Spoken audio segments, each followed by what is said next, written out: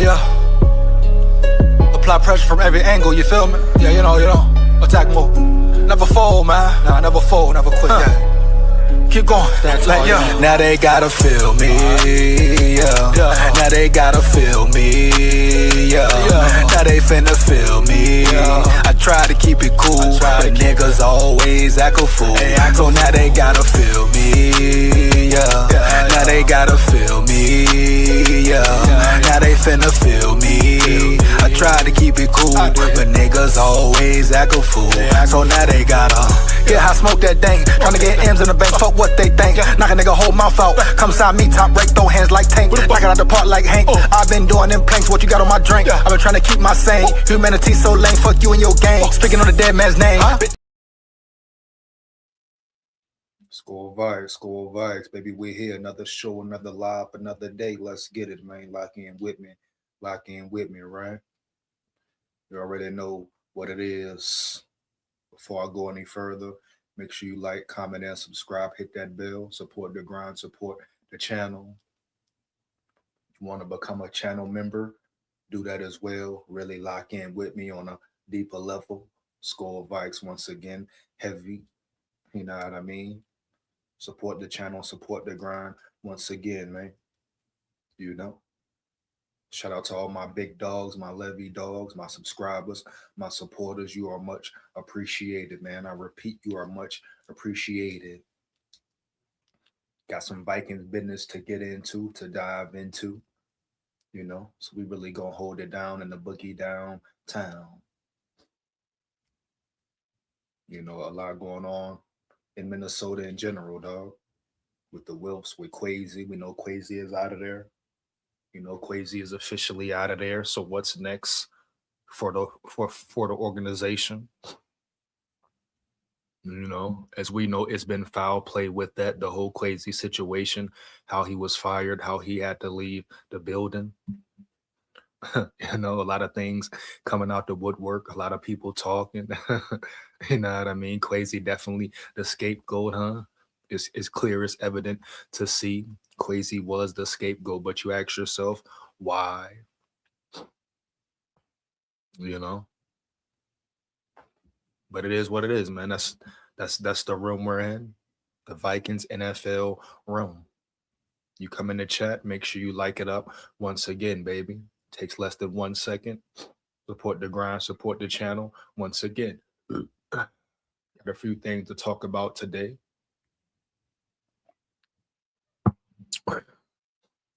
First topic at hand is Justin Jefferson. Now, as we know, I know, you know, Justin Jefferson coming up on what? Year 6, year 7. How does he feel about the whole regime? He recently spoke on Sam Darnold. I'm going to get to the video in a little while. But it's a lot of questions surrounding Jetta. You know, how does he feel? Where does he stand with the team, right? You know, how does he feel about McCarthy, even though he has stamped McCarthy already, called McCarthy his youngin', and is ready to put in real work this offseason with McCarthy. But you must ask, is Jetta's, how does he feel about Kevin O'Connell? How does he feel about the offense? You know, will he demand, request a trade if this whole offensive problem isn't fixed next year? You know, some people may even say, hey, trade Jettas. And you won't sit here and hear me say trade Jettas at all. I mean, my thing is, why would you trade Jettas when he's your best asset right now? You know what I mean? The only way I would entertain trading him is if you're getting a full load in, a big load in for him, dog. Fucking 2 first-round picks, maybe 3, 2 second-rounders, and this has to be back to back.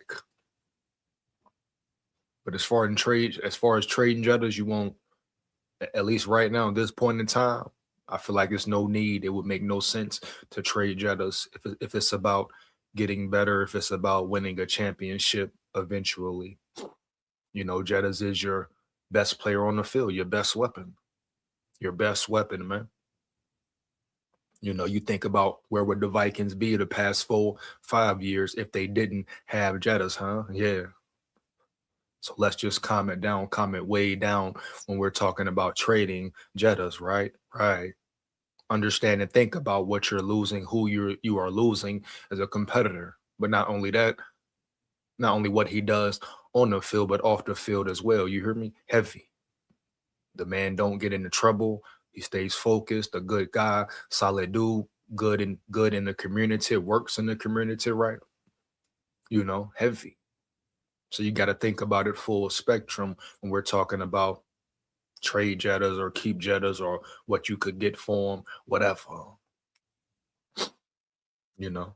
And whatever quarterback you bring in here, right, needs weapons to throw to, needs someone to throw to. Yeah. But Jettas recently spoke, had an interview or a press or whatever. Like I said, I'm gonna get into the video in a minute, but he basically spoke about Sam Darnold, how he feels about Darnold. Pretty much said he feels like the team maybe would have been better with Darnold if Darnold would have stayed in the building. You know? Like I say, that's all a toss-up. You don't know for sure, especially with the coaching, the type of coaching KOC has been doing the past 4 years. You know, people think, oh, a quarterback will solve the situation. A quarterback will make things better. No. I mean, we saw the same thing with Kirk Cousins when he came in the building. Everybody thought, oh, Kirk Cousins, that's the Super Bowl piece. You bring in Kirk, you get to the Super Bowl. As we saw, that was one big illusion. So, like I said, it's no guarantee if Sam Darnold would have remained in the building that the Vikings would have had the same season that the Seahawks had. It's not just about Darnold being a quarterback, right? Other people, other factors play a role. Number one, coaching. You compare the way McDonald coaches, Clint Kubiak, who is now probably going to accept a head coaching job once the season is over, once it's all said and done. So it's no guarantee that KOC and Wes Phillips and his staff would have handled Sam Darnold the same way they did. You hear me? Heavy. You're talking about two totally different offenses, you know? And like I've been telling y'all, Sam Darnold peeped the room. He observed what was going on. He knew who KOC was and is as a play caller. It had nothing to do about the money, about the contract. It came down to he knew, period. He knew, right? Seattle was the better fit. Yeah, Seattle was the better place for him to be. And looking at it now, he made the correct decision. Heavy, man, to benefit himself, his family, etc., etc., etc. See, Seattle, the difference with Seattle, they knew for a fact what they needed to do with the quarterback of Sam Darnold's caliber. They understood you can't put it all in his hand, all on his shoulders, but you can do it to a certain extent. But you have to do it a certain way, right? It has to be orchestrated. The offense has to be orchestrated a certain way. You know, your playbook, right? Your playbook, your damn playbook has to look a certain way, baby, in order for Sam Darnold to prosper. Even when you're behind, even when the game gets tough, you still do things a certain way. You still call certain play calls. And who understood that? Clint Kubiak, Mike McDonald, et cetera, et cetera, et cetera. And that's why they had their success. You know, they weren't stuck in their egos, right? They weren't stuck on, doing it their way. They made the necessary adjustments, sometimes on the fly, even. Something KOC can't do and refuses to do. He hasn't done it in 4 years. And we see who's held accountable, baby, and who's not held accountable, right? Right. I mean, people making a big deal about Kwesi leaving for his child being born.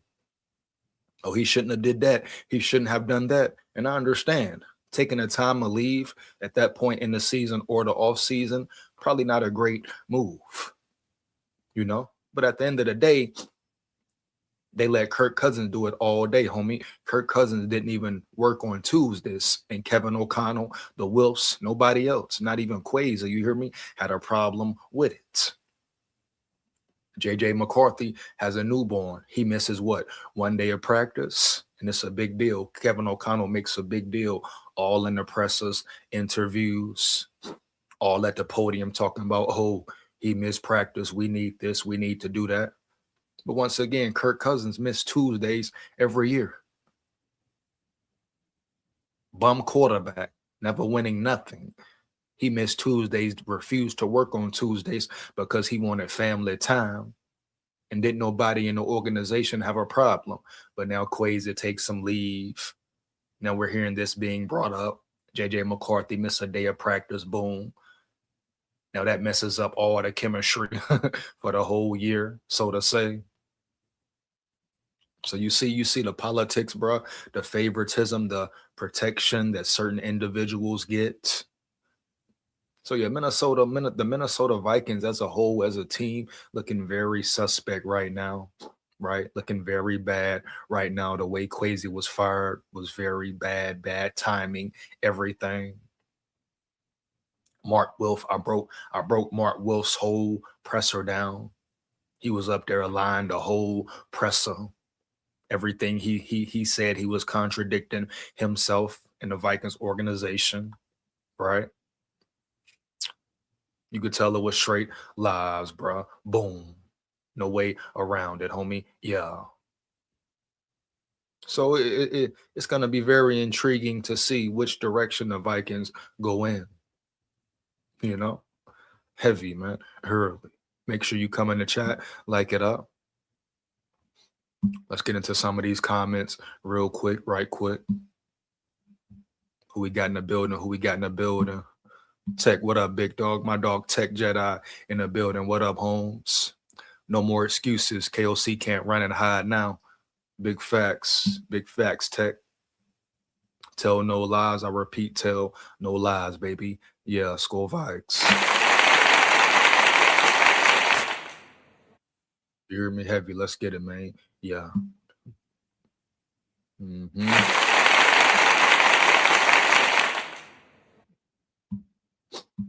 The Easy Way 1989. He says, fuck Crips.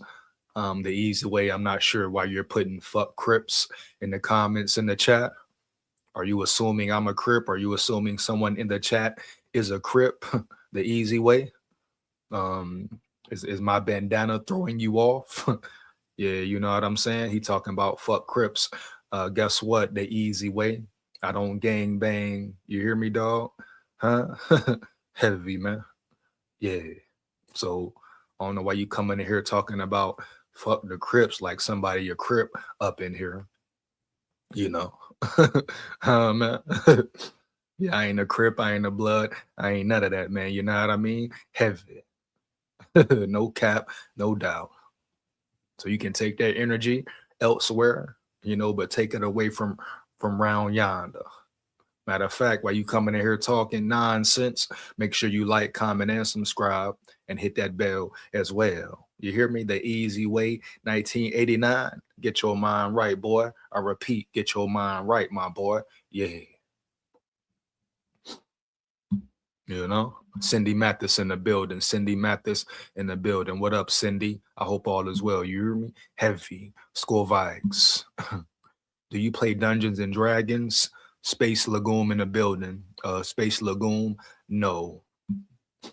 Morning, Big SKOL. Never a dull moment with the Vikes. My boy JD in the building. My boy JD in the building. That's big facts, JD. You hear me? That's big facts, dog. No cap, huh? Yeah. Oh, man. I mean, will we ever see a dull moment this off season, JD? It's getting real crazy, man. Getting real delusional as well, JD. You hear me? Heavy. I mean, what is really going on in Minnesota? I mean, at this point, all we can do is what? Sit back and watch, sit back and observe, sit back and enjoy the show. You ask yourself, what's next?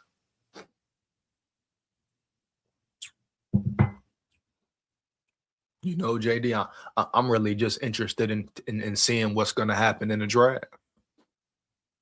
You know, who's really in control of this drafts. You know, that's my biggest thing right now. Right now, my focus is on. I really want to see how this draft goes. You know, everybody put all this pressure on Quasi. Quasi can't do this. Quasi can't do that. Well, bet we gonna see. We gonna see. We're going to see what type of moves the Wolves have made. We're going to see what KOC can do, what this same scouting team who's been piss poor thus far in the draft can really do. But everybody said how bad Quasi was, and he was bad, atrocious, damn near. So we're going to see if this piece of the regime can do it better. I mean, the Wolves are handing over this responsibility to a guy who handles the cap. He plays with the numbers, baby. He handles the cap salary week in, year out. What does he really know about identifying talent? You know, unless he's going to depend and rely heavy on KOC and his scouting room. But that scouting team hasn't been great. They've been piss poor, just like Quasi. So is that a coincidence? You know? Like I said, the Wolves are making emotional moves because they feel like they have to.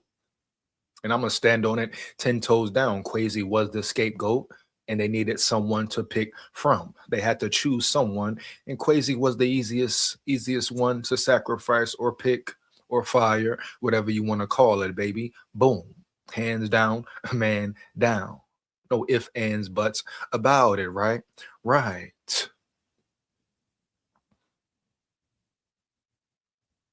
So it's going to be very interesting to see how this draft goes. You know what I mean? They got KOC hiring coaches, you know, making certain maneuvers. But I don't believe in Rob Brzezinski. And you telling me Grigson is still in the building? Grigson, really? Talking about Ryan Grigson, who destroyed the Indianapolis Colts? And you depending and relying on him and his so-called football IQ? Come on, bro. Right now, it's looking like one big joke round yonder. Leadership is all over the place. Sounds like a Chinese fire drill from top to bottom. They don't have a clue. Come on, man. Come on, bro. Come on, JD. Exactly what I'm talking about, man. Exactly what I'm talking about, man. Piss poor. Running around like chickens with their head cut off. I repeat, running around like chickens with their head cut off. KOC has no rhythm to his play calling. Our Madden championship winners calls better plays in their tournament. KOC makes me man, come on, JD. We know who the real problem is, homie. You hear me? Heavy. All you got to do is go back and observe the season. Watch every game if you want to. I mean, shit, hell, observe the last 3 seasons, homie, in big time games, right? Big time moments. This has been a problem for 4 years. This man ain't coached the full 4 quarters in what? 4 years. Now we coming up on year 5. And you expect change from him? You expect something different? Yeah, he showed improvement the last stretch of the season, but will he continue that? I mean, knowing KOC, he's going to go right back into his ego, him being stubborn, thinking he knows everything. I mean, the man said it in the presser, huh? He wants to run his old offense. He wants to run his offense a certain way, you know? So it's not about him adapting to his quarterback, putting his team in the best situation to perform at a high level. It's not about none of that, bro. It's about him wanting to run the offense he wants to run, even if it doesn't fit his personnel, you know, even if running the ball more is more beneficial to this team. He wants it to look a certain way. He wants to throw a certain amount of times in a game to make himself feel better. You hear me, JD? You know what I mean? So he can feel okay with his play calling. What? What type of bullshit is that, bruh? Poppycock. Horse shit, bruh. Manure. I repeat, straight sewage manure. You can't tell me no different, baby. Yeah. Come on, homie. Stop the cap, homie. Yeah. My boy Tech in the building. Can we get an EJ presser where he stands up at the podium and says what the coaches should be saying instead of capping? My boy Tech, wow, man. And you know it, Tech. You know it, Tech. You know how I get down, Tech. Come on, bro.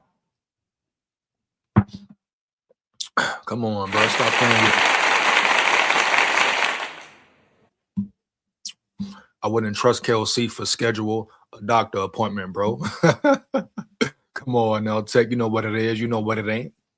I mean, why would we put trust in KOC ever, huh? What has he done? What has he proven, homie? That we have trust in his play calling, homie? We have trust in him for what? To put this team in the best position to win? Why? What for? You know? What for? Like, for real. All he has shown us is that what? He cannot really adapt.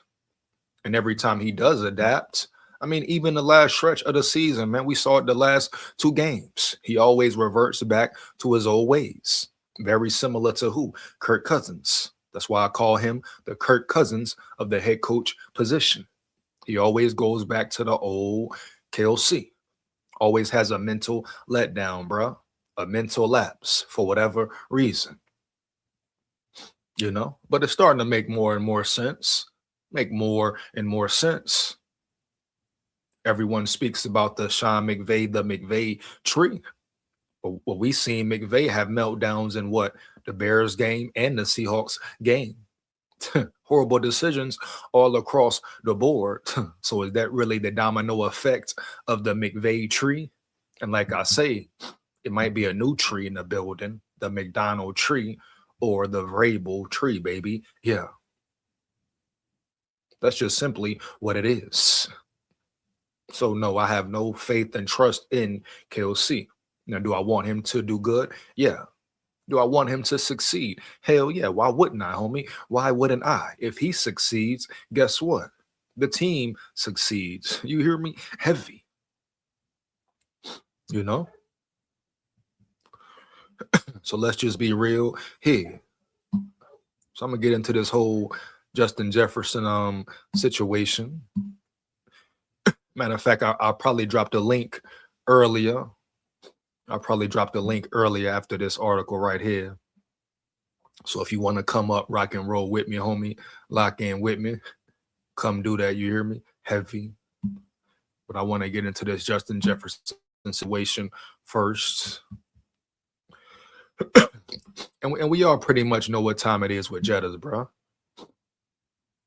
You know, this is really a make it break it year for Jettas. I mean, how long would he want to remain a Viking if it's not a real change? If the offense comes out and does piss poor again, I mean, could you blame him for requesting and demanding a trade? I mean, Jettas is a pure winner, bro. He wants to win. I repeat, he wants to win. So yeah, man, I would not be shocked at all. Especially wouldn't be mad at Jettas if he wanted to leave the Vikings after this year, right? If the team is showing no progress, stay for what? I repeat, stay for what, dog? This man can go anywhere he wants to, any team in the land, even some of the best teams, right, in the land, and compete for a Super Bowl. That's his ultimate goal. I repeat, compete for a Super Bowl, right? That is his ultimate goal. I'm going to go ahead and dive into the article real quick. Boom. Justin Jefferson, Vikings would have done better if Sam Darnold stayed. Oh, wow. Let me know in the chat. Do you agree or disagree? Do you think for sure, are you for certain, if Sam Darnold remained a Viking, do you think the Vikings would have made it to the Super Bowl? Right? Thinking about all the factors that go into winning and even competing for a championship. Do you think the Vikings would have been in the same spot the Seahawks are today? I don't, bro. I really don't. Huh? I really don't. Period. Bottom line, no cap. For Justin Jefferson, Super Bowl week carries a strange mix of admiration and regret. Regret.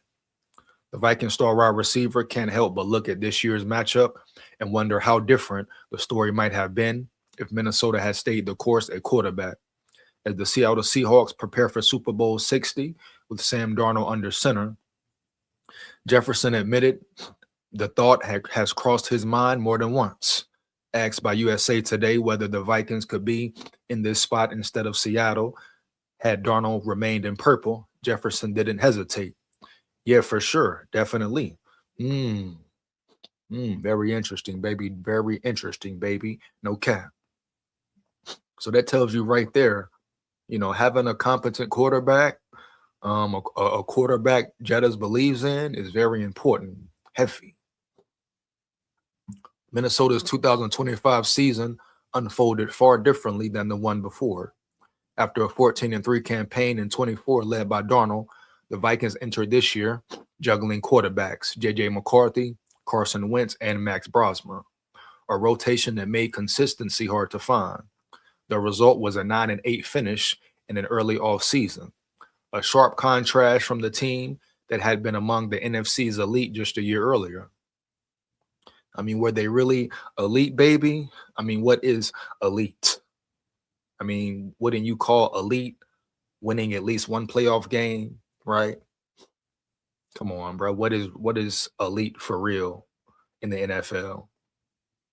Meanwhile, the most impactful absence from that roster, Darnold, is preparing for the biggest game in football. Everyone knows the difficulty of the quarterback position this year, how we were dealt it, Jefferson said, and it's impossible not to imagine the alternative. Jefferson believes familiarity alone could have shifted Minnesota's trajectory. Having a quarterback that already had a season under his belt with us, knew the plays, knew the playbook, knew the players throwing to me, Jordan Addison, TJ Hawkinson, all these guys. I definitely feel like we would have done better, but it is what it is. It's on to newer and better things. But I'm definitely happy and proud of him that he is able to reach it this year. And shout out Jettas, bro, for just being honest. And you speak of chemistry. Oh yeah, it would have been more chemistry second year in the offense. All right, cool, boom. But that chemistry doesn't mean that chemistry equals a Super Bowl appearance. Like I say, it would have came down to KOC and his coaching ways. Just like we saw this year, KOC refused to change when he needed to. But I'm glad Jetta said on to newer and better things. I'm sure he was referring to McCarthy. And he definitely believes in McCarthy. Called him his youngin', co-signed him, talked about getting ready for the offseason and to put the real work in. And believe you me, if KOC would have took it seriously and really developed and worked with his quarterback instead of assuming that his offense would work, right?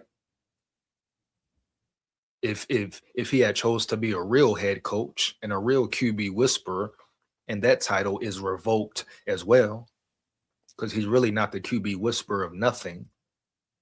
I mean, you can't develop a rookie quarterback with all the talent in the world. You're calling yourself a QB whisperer? Man, stop the cap on that, first of all.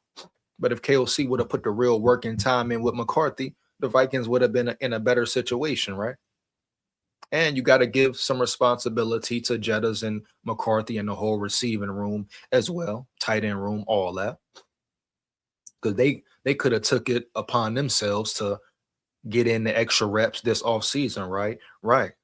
Put the extra work in together, off-season program, running routes, meeting up on certain days, going over the playbook, just putting a real grind work in, right? Building a solid foundation.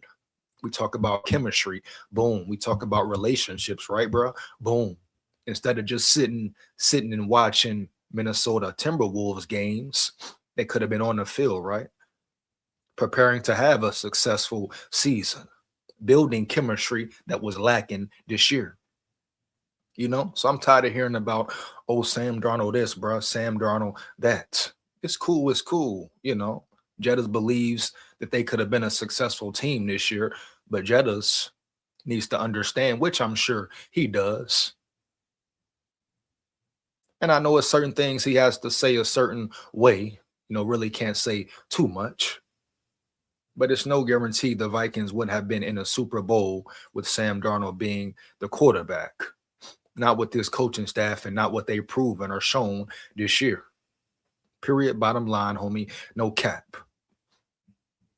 But shout out to Sam Darnold, bro. Respect, big props to Sam Darnold. I wish him the best. No cap. For Jefferson, there's pride in seeing a former teammate thrive, even if it comes with a lingering sense of what might have been. The ripple effects of Minnesota's quarterback shuffle showed up clearly on the stat sheet.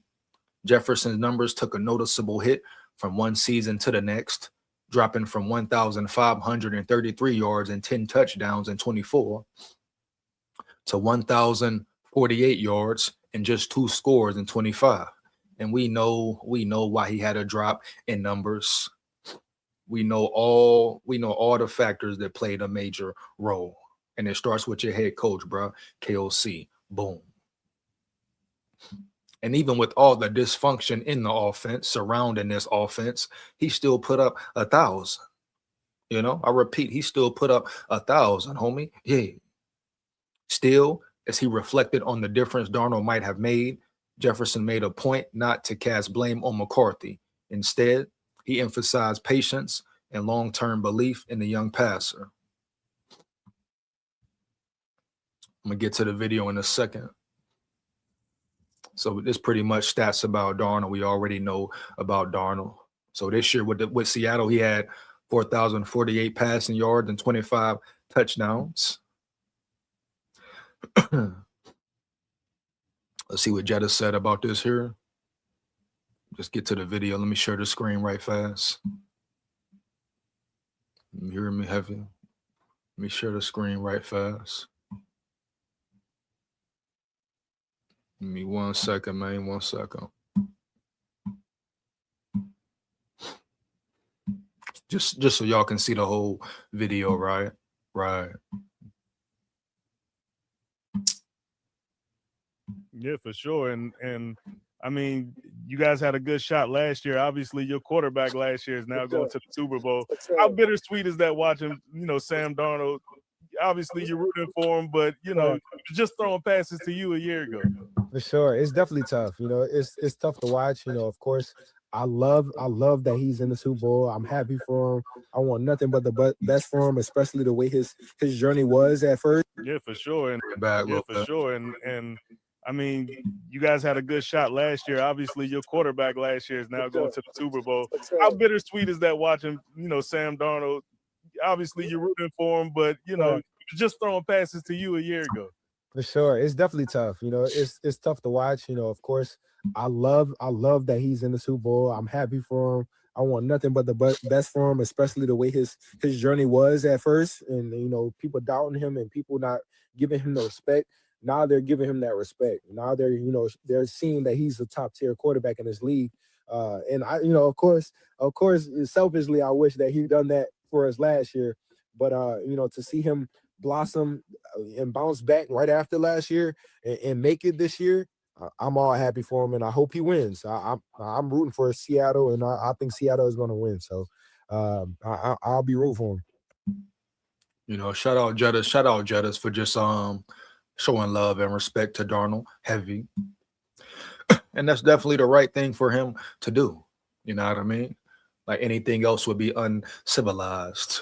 This isn't about nobody hating on Darnold or wishing him, you know, harm or nothing like that, bro, or hoping he loses. No, may the best team win, homie. Yeah. As far as the Super Bowl goes, I feel like it'll be a real good Super Bowl, bro. Has the chance to be a legacy type Super Bowl. You hear me? A pure classic. Not the first time the Patriots and the Seahawks have met anyway.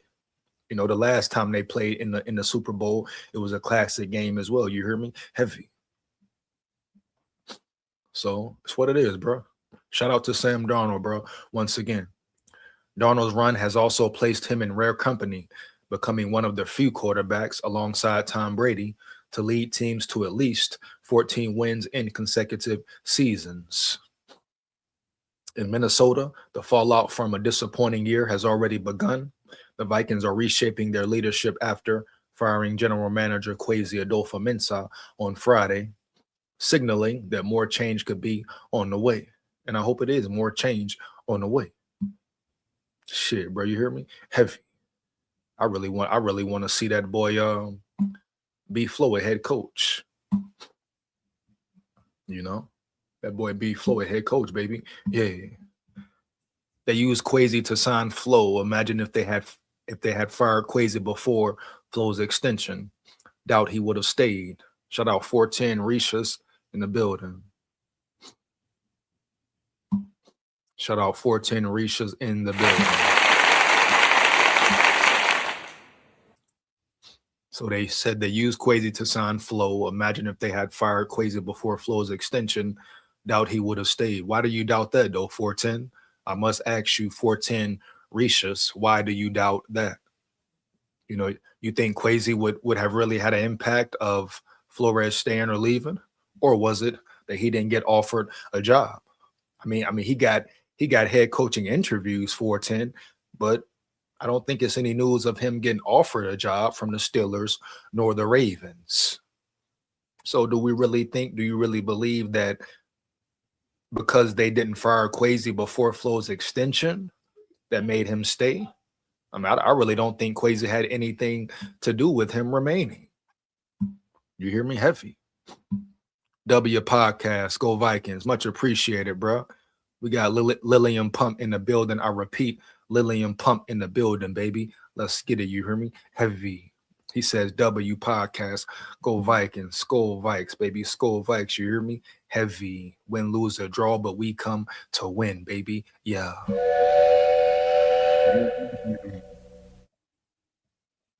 All day, every day. Let's get it.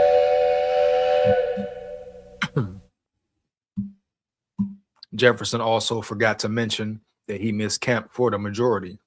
410, you know, like I said, Jefferson isn't absolved from any blame. I mean, he could have put more work in with McCarthy as well. Understanding McCarthy is a young quarterback, right? Understanding McCarthy needs time to grow and progress. He definitely could have did more, right? For his younger quarterback to prepare him for the NFL season. So everyone takes the blame in this situation, man. No cap. You know, everyone takes the blame in this situation, bro. Hands down, man down, right? Even during the season, in season, Jettas dropped passes. Addison dropped passes. You know, Hawkinson dropped catches, man. You know, so you can't evade that, homie. You hear me? Heavy.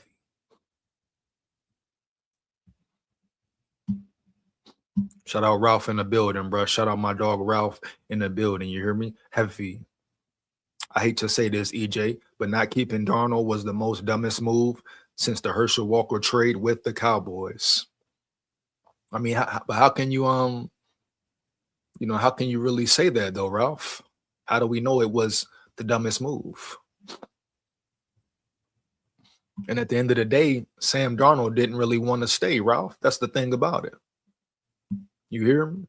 You know, Sam Darnold didn't want to remain a Seahawk. So you can't force somebody to stay, bro. If he don't want to be here, right? I mean, the Vikings can't handcuff him like, hey, you're not going nowhere. You're not leaving. And once again, it's easy to sit back and say now, oh, it's a dumb move because the Seahawks are in the Super Bowl. I got to keep going back to it. It's no guarantee that the Vikings would be in the Super Bowl right now if they would have kept Darnold. Right? Just like the whole Joe Burrow situation. Oh, if we get Burrow, we're going to the bowl. No, it takes more than a quarterback, dog. Right? It takes a whole team, bro. A whole unit. It takes a competent coaching staff, bro. Period. So people may be mad about Darnold leaving and want to use that as an excuse, but at the end of the day, Ralph, we don't know how this thing would have went, homie. We don't know how it would have turned out, homie. Heavy, homie. Yeah.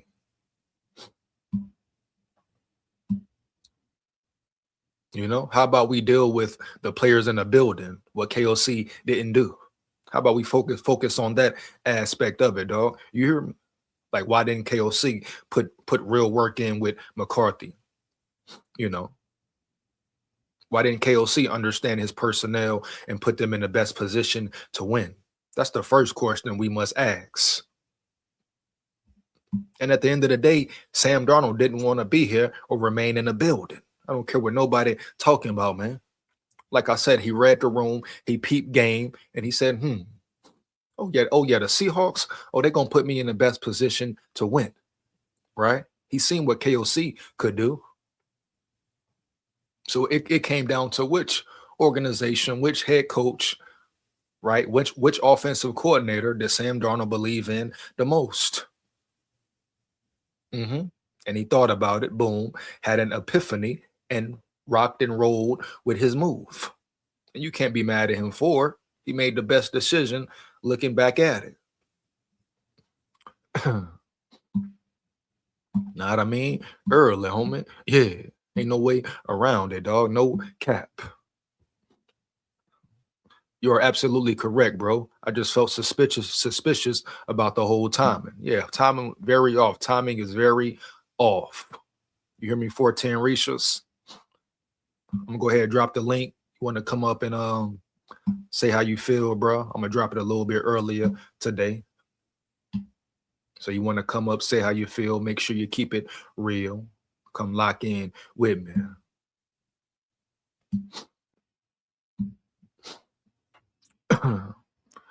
You're absolutely correct, bro. I just felt suspicious about the whole time, and like I say, the timing is off, bro. Couldn't have came at a worse time. I mean, you damn near got the draft right around the corner, 3 months away, and you think Rob Brzezinski can handle both? You know, handle the draft, handle draft personnel, right? Organize his scouting room, put guys in certain positions, and also handle the cap space on top of that, right? And what about free agency, homie? You hear me? Heavy. Who's going to handle the free agency program? One thing we can give Quasi, right? He was solid on that. He was definitely solid on that. You know, you got to give credit where credit is due, props where props are due. But handling that free agency business, Quasi was top level. Definitely top level. KOC is a bad coach. Look at what he did to McCarthy, trying to make him into Kirk Cousins. Cody Fullen in the building. Cody Fullen in the building, homie. Heavy.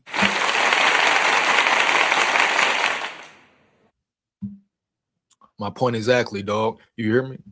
Just look at KOC. Just observe KOC and his move and his actions.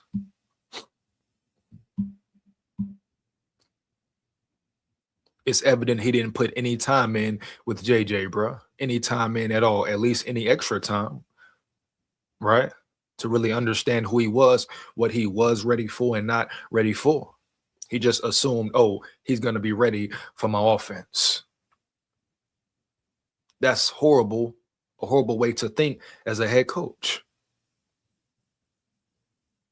We're talking about a rookie quarterback, first time playing, first time having real NFL reps, and you assume he can do something or operate in an offense and make it look a certain way without even putting any real time in with him. All right, come on, bro. Let's talk about KOC for real. Shout out D-Pad in the building. Shout out D-Pad in the building. I think we need to move Jefferson into the slot. His LSU stats are mainly in the slot. Drafting a bigger wide receiver role, McAllister from TCU would put Jefferson into the slot.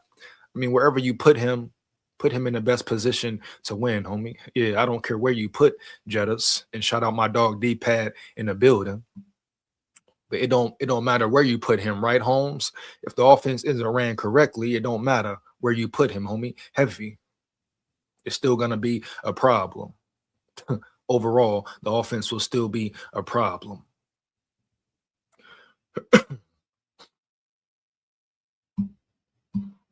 That's just what it is, man. Like that. Thank, brother. Unfortunately, I just got to work. I'm gonna definitely hit you back one of these days. Bless up. Hey man, shout out 410 Rishas, bro. You hear me? Heavy. Have a good day at work, dog. No cap. Yeah, man. You know? Have a great day at work, homie. Yeah. We got an off day today, so we're gonna put the work in. You know what I mean? Regardless, man. Heavy. Let's get it, bro. But shout out 410 Risha's in the building once again. Tavius in the building. Tavius in the building. Big SKOL. What up, big dog? What up, my dog? He say, what up, brother? What up, my brother? What up, my brother? Heavy. Let's get it, man. SKOL Vikes forever. SKOL Vikes forever. You know what I mean?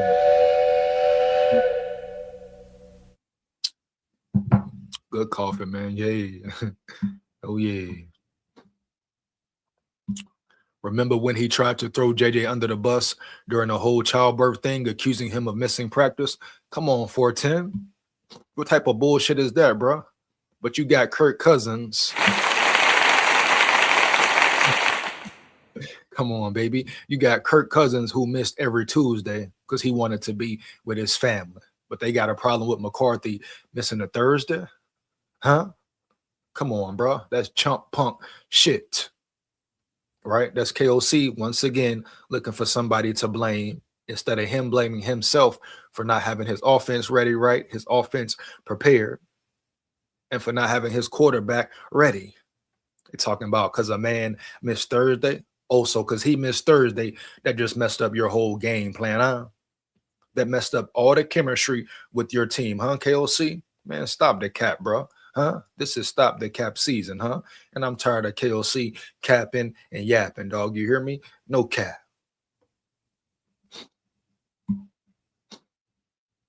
Come on now, 410. But they got a problem. But they ain't have a problem with Kirk Cousins' punk ass missing a whole season, missing Tuesdays all year, every year. Come on, man. Come on, man. Let's get real. Let's keep it really real. What up, Ralph? What up, Ralph? Let's get it, bro. You hear me? Heavy. But they done had no problem with Kirk Cousins missing Tuesday, bro. Period. Huh? But McCarthy come up there and miss one day. One day, they want to act like it's the end of the damn world. Come on, bro. Stop the cap. Then they want to bring up the Atlanta game, and the Atlanta game where he played on a sprained ankle for a full quarter. Right? The man ankles was messed up. He was getting hit all day, getting hit in the mouth all day, bro, the whole game. The man was sacked over 6 times. Come on, bro. For real? They want to blame McCarthy for that? For real? Bunch of chump punks, man. I stand on that 10 toes down. You hear me? Early. Come on, bro. Now we got some more news to get into as well. Give me 1 second. As we all know, that the Senior Bowl is over now, but the Senior Bowl where scouts go. Of course, Viking scouts were there. I mean, Kwesi was there, what, 2-3 days ago before he was fired abruptly. Know what I mean? Heavy.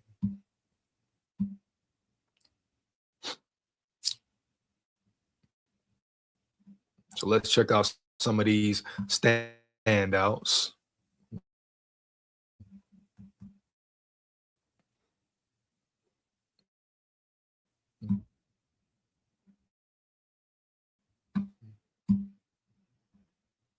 So now you're pretty much at the moment, like, you know, what will the Vikings attack? What position will they attack in the draft? And have their hands on certain things in the draft. Now, will KOC have full control of the draft? You know?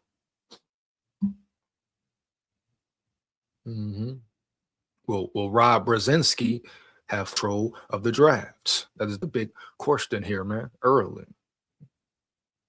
You know? Definitely the big question here, bro. For real.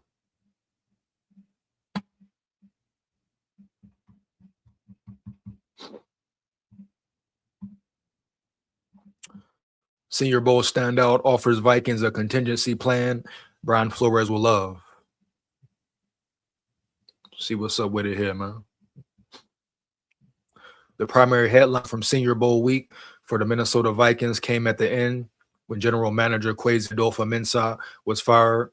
The timing of the move was odd on its own, but an extra layer was added when Adolpho-Mensah was spotted on site in Mobile, getting a look at and presumably also meeting with incoming draft prospects. A big part of Adolpho-Mensah's downfall as the Vikings general manager was failure in the draft. Time will tell what the 2026 draft brings, with longtime executive Rob Brzezinski leading the front office and head coach Kevin O'Connell surely having prominent input, but a change in that recent late April trajectory is a must. With Brian Flores back as defensive coordinator for at least one more year, he will maintain significant say in who is signed or drafted to fill out his unit. On that front, one free agent who really stood out this season is sure to be a priority to re-sign. But that free agent could also find a significant payday elsewhere, and the Vikings aren't in a great position to match a significant offer. The Minnesota Vikings may have a nice draft contingency plan that defensive coordinator Brian Flores will love. As the practice week in Mobile wrapped up, Gary Davenport of Bleacher Report matched 8 Senior Bowl standouts with an NFL team. The Vikings were, of course, matched with one Texas Tech linebacker, Jacob Rodriguez. If you know about Jacob Rodriguez, homie, fire the chat up, let me know. Oh yeah, let me know, bro. Period. It's a time of great upheaval in the Twin Cities. General Manager Kwesi Adolpho-Mensah was shockingly fired this week after traveling to Mobile to watch Senior Bowl practices. But whoever replaces him will be facing some potentially tough decisions, especially hold on, bro. What the hell is this? Especially on the defensive side of the ball. Eric Wilson, who played well for the Vikings in 25, but he's 32 years old and set to hit free agency. The team could be looking to patch a hole opposite Blake Cashman. Off-ball linebacker may not be a premium position, but Rodriguez could be a day one starter available on the draft second day. So once again, who is Rodriguez, homie? Who is Rodriguez once again? His aggressiveness and penchant for takeaways would no doubt appeal to Minnesota defensive coordinator Brian Flores. Matter of fact, I'm gonna look into who this dude is after this article here, man. Boom. Rodriguez had a breakthrough season at Texas Tech in 24 with 127 tackles, 5 sacks. Pretty good season right there, man. 10.5 tackles for loss, 1 interception, 4 pass breakups, 3 forced fumbles, and 2 fumble recoveries. That's an outstanding season for a linebacker, man, for real. Then he took things up a notch last season with 128 total tackles, 11 tackles for loss, 4 interceptions, 1 sack, a FBS high, 7 forced fumbles, 6 pass breakups, and 2 fumble recoveries. So this dude is sounding like a pure machine. You know, he's a real tackling machine already. Rodriguez also became just the 3rd player to win the Buckets Award, the Nagurski Trophy, and the Ben Narick Award in the same season. He also finished 5th in Heisman Trophy voting. While Rodriguez, 6'1", 233 pounds, might lack the size and athleticism NFL scouts consider ideal for an off-ball linebacker, as Davenport noted, he clearly has a nose for the ball, and his pro football grades as both a run and pass defender last season were elite, 94.8 and 92.3 respectively. While most of his work was as an in the box defender, PFF also had him with 61 snaps where he lined up as a slot corner, and another 27 snaps where he was lined up as a defensive lineman. To go with what he did on the field, NFL Network's Daniel Jeremiah passed along word from teams saying Rodriguez did well during interviews over the course of the week at the Senior Bowl. Versatility, physicality, a nose for the football, Rodriguez sounds like someone Flores will pound the draft table for.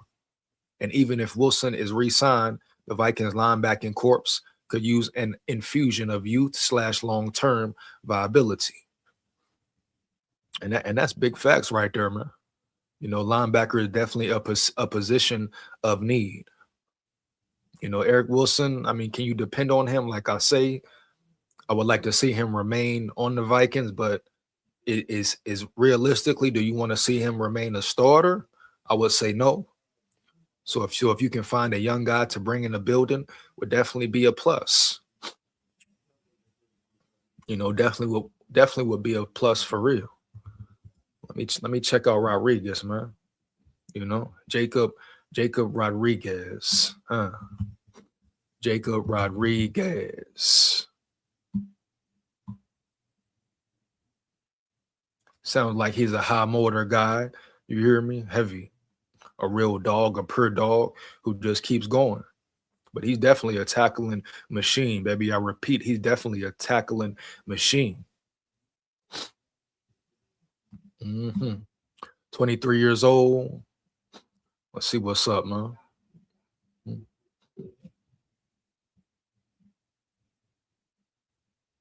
me 1 second. Let's really break him down.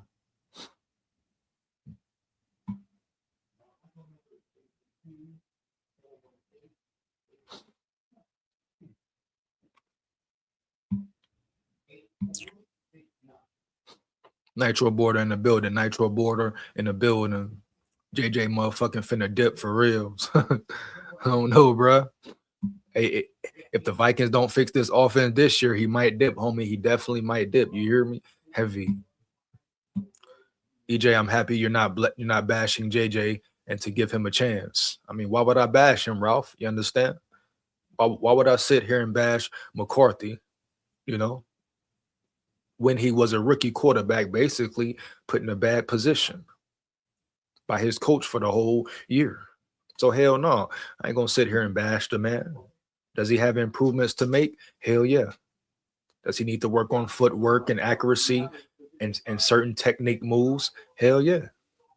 But that don't mean you sit here and bash the man. No, the coaches need to do their damn job and develop him, right? Right. And get the maximum potential out of him, period. Point blank, period, bro. Bottom line. Huh? So all this JJ bashing, McCarthy bashing, I understand. It's the easy thing to do. Just like Kwesi being fired was the easy thing for the Wilfs to do. Does it make it right? No. So that's where I stand on it, man, for real. Shout out Black Iron Pots in the building, man. Shout out Black Iron Pots in the building. Could it be that KOC was never on board with McCarthy from the start and the open criticisms of his mechanics and grasp of the system were his way to undermine him like Zimmer did with Case Keenum? Not sure, Black, you know, not sure, man. But this could go a lot of ways. But I feel like KOC definitely wanted McCarthy, you know. It's a reason they traded up for him. It's a reason KOC talked highly about him after the draft. But yeah, I definitely think KOC and Kwesi and the team collaborated about McCarthy, came up with a plan to draft him, and they wanted him in the building. Yeah. I mean, it's easy for them to try to deny it now. You know, it would be the easy thing for KOC to do now, right? Find any and every excuse in the book. But yeah, bro, at the end of the day, they wanted to obtain McCarthy. That's why they drafted him at pick 10. Do you like Markel Bell from Miami as a backup left tackle behind Derisaw? Also Lee Hunter with the 18 pick. Markel Bell from Miami. I got to check him out. I got to look him up. You know, Lee Hunter with the 18 pick. Who is Lee Hunter, D-Pad? Once again, who is Lee Hunter? Vikings need help on all levels of the field, offense and defense. Sadly, Kwesi missed everything. Oh, yeah, Nitro. Oh, yeah, Nitro. And this is not to save Kwesi or, you know, speak good about Kwesi. You hear me? Heavy. Kwesi didn't do a good job either. You know, that's not what this whole thing is about at all. What? I mean, what, really? We know how ass Kwesi was in the drafts. Kwesi put the Vikings in a bad position as well. But it's not just him. You know? Definitely wasn't just him. Trey Grenard, who misses sacks for a second. Shout out Cody Fullen in the building. He say Trey Grenard. I'm not going to agree with that. You know, I say you find a way to keep Grenard in the building, but that's your opinion, Cody. Everyone's entitled to their own opinion, right? Right. You know, but if we're talking about keeping as many important pieces as possible, I say an important piece is Grenard as well. I understand Dallas Turner. He had a breakout year. You want to see him get more reps on the field. And at the end of the day, if Dallas Turner outperforms Grenard, guess what? He will be your starter and Grenard will be the backup. I think everyone forgets that aspect of it. If Dallas Turner comes in and outperforms Grenard, baby, he will be the starter. Period, bottom line, bro. No cap. You know, so the best man will be on the field regardless of the situation, man. Yeah. Shout out Dumb Fate in the building. Shout out Dumb Fate in the building. You hear me? Heavy. What up, big dog? What up, my Levy dog? I would like JJ to stay a Viking, but honestly, he doesn't owe us anything. If he does leave, I hope he goes to a contender. Dumb Fate. Real talk. And I mean, he's given the Vikings every damn thing he has.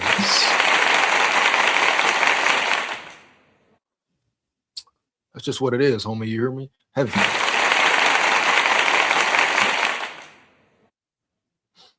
He's given the Vikings everything he has. And he continues to give the Vikings everything he has, right? He doesn't pout, doesn't cry, he doesn't get on his diva shit. And if he did, you wouldn't have been able to blame him for nothing. Yes, he gets mad. Yes, he gets frustrated, justifiably so. I mean, the man wants to win. Ask yourself, when you get mad, if you were playing for the Vikings this year, right? Wouldn't you be upset if your coach was putting the team in a bad position and you couldn't really speak on it? I mean, wouldn't you be upset if you had a rookie quarterback in there who couldn't get you the ball, right? Come on, bro. Let's be real about the whole situation. Jettas owes the Vikings nothing. It's been 6-7 years, and he's been balling ever since, period. You know, heavy. The man hasn't been in trouble. He's been a stand-up guy, right? He's been good in the community, always giving back, being involved with the youth, especially, right? I'm sure at times when he don't even feel like it, probably. So we need to be real about the whole damn situation here. Jettas has given everything, and he deserves more. He deserves more, definitely, man. No cap, you hear me? Heavy.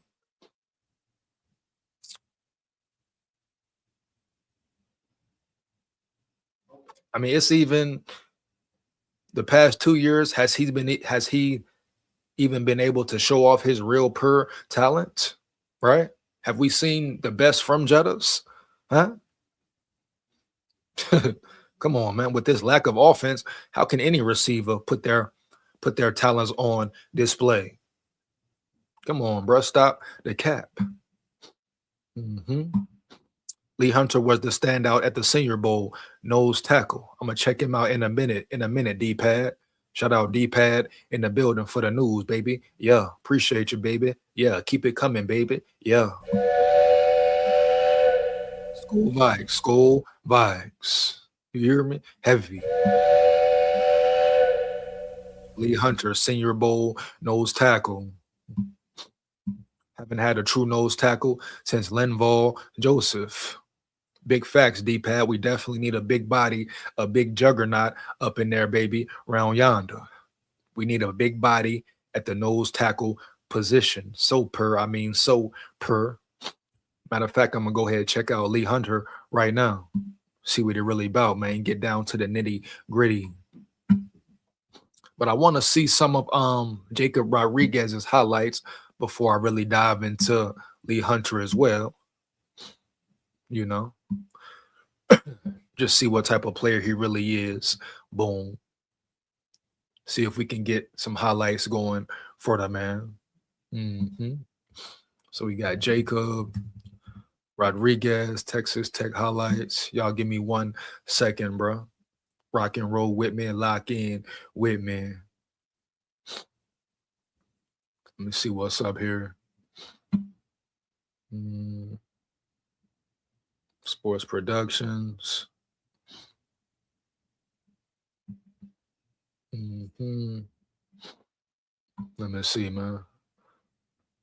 Might be good here. Copyright bullshit.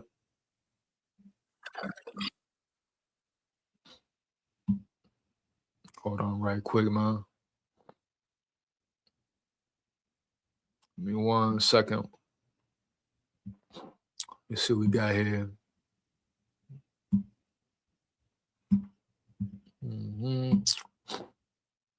Hopefully we don't get in no no copyright situation.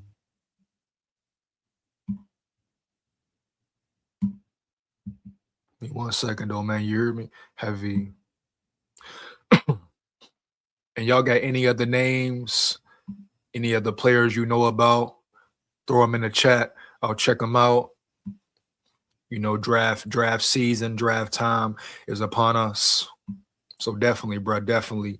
Especially defensive players, man. Offensive players too, like O-linemen, tackles, guards, defensive linemen, edge rushers. Hey, let me know, fire the chat up, put the names in the chat, right? And I'll definitely check them out without a doubt. But this is Jacob Rodriguez, baby. Let's see what he about here right quick. Heavy.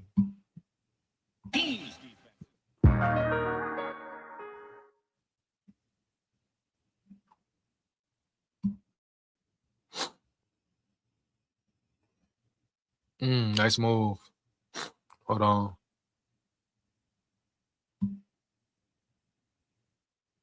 Nice catch. What a catch. What a grab. So he's a ball hawk as well. Man, he would fit in. He would fit in Flores' defense scheme nicely. Nice play. Nice play, baby. Yeah. Swarming to the ball, you know, speed. Swarming to the ball, speed, all that, man. Yeah. Oh, nice play. That boy ripped it right out of there, man. So he's not only a tackling machine, bro. He's a turnover forcing machine. Wow, bro. He took it right up out of there off of homie, huh? I repeat, huh? He took it right up off of homie, man. Yeah.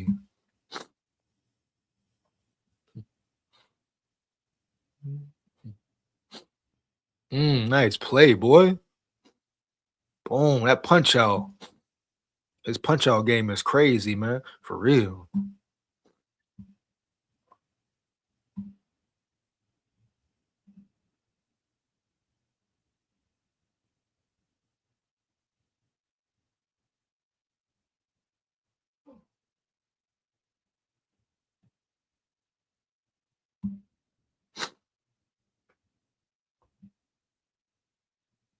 Oh, wow, man. Dude is a real ball hawk. Speed, all that. Man, go get him. Dude can fly too, man. Football speed is crazy. A lot of people get caught up in the 40 time this, 40 time that. But football speed is definitely a real thing. I mean, look at Jerry Rice. The man ran a 4.7, but yet he still outran everybody. I repeat, he outran everybody on the field.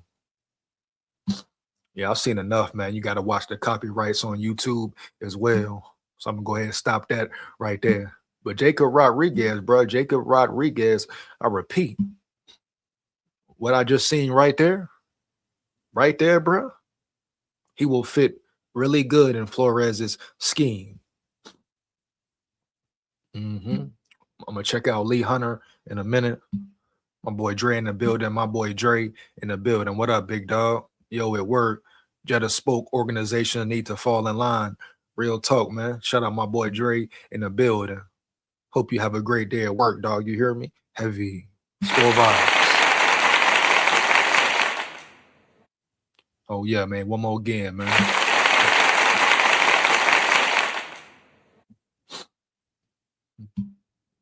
You see, Caleb Banks, defensive line, Florida, 6'6", 320 monster.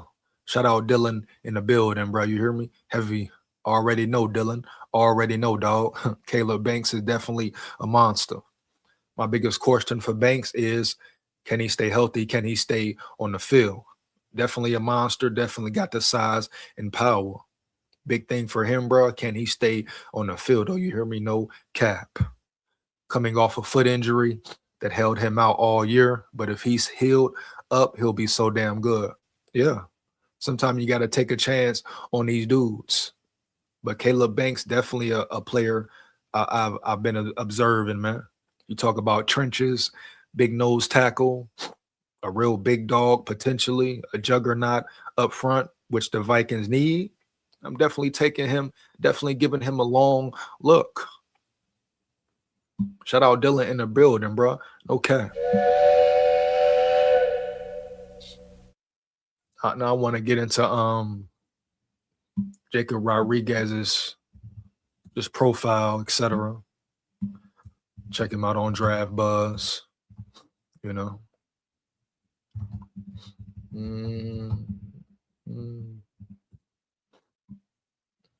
See. I ain't gonna show no more videos because, you know, YouTube, some of these channels be tripping, like, you know what I mean? Like, be tripping about their videos, man. You know. But here we go. Jacob Rodriguez, linebacker, Texas Tech. Let me see, man. Fast, but like I say, football speed is a real thing. Age 23. Bowl invite, Senior Bowl. 6'1", 233. Oh, yeah. Being that big, some say 6'1" may be short, but I ain't tripping about all that. 6'1", once again, 233 pounds. Let me see. Click the links below to view how player ranks versus other prospects. Really too much care about all that, homie. Here we go. Some of his strengths shows legitimate sideline to the sideline pursue with the range to track down outside runs and cover backs in the flat effectively. Diagnoses run concepts quickly and shoots gaps with conviction. Rarely getting caught flat-footed when the ball gets handed off.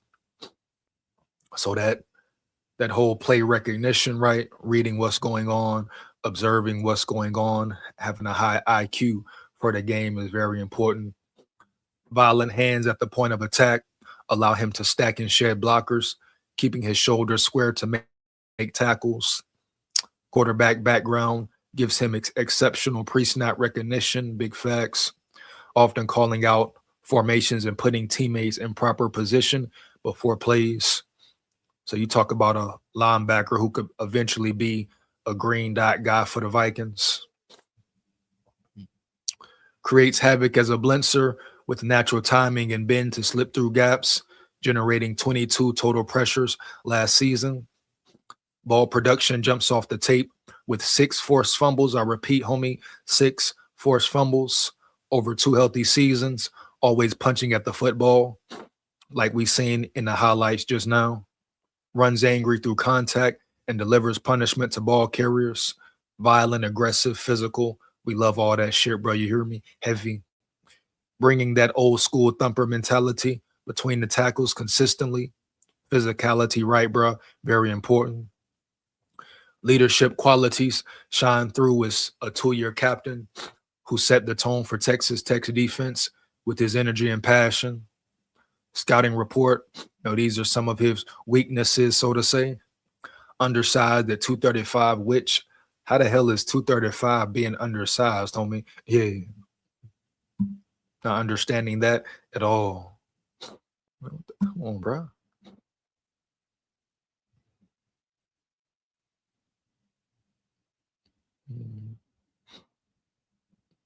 Here we go. 1 second, 1 second.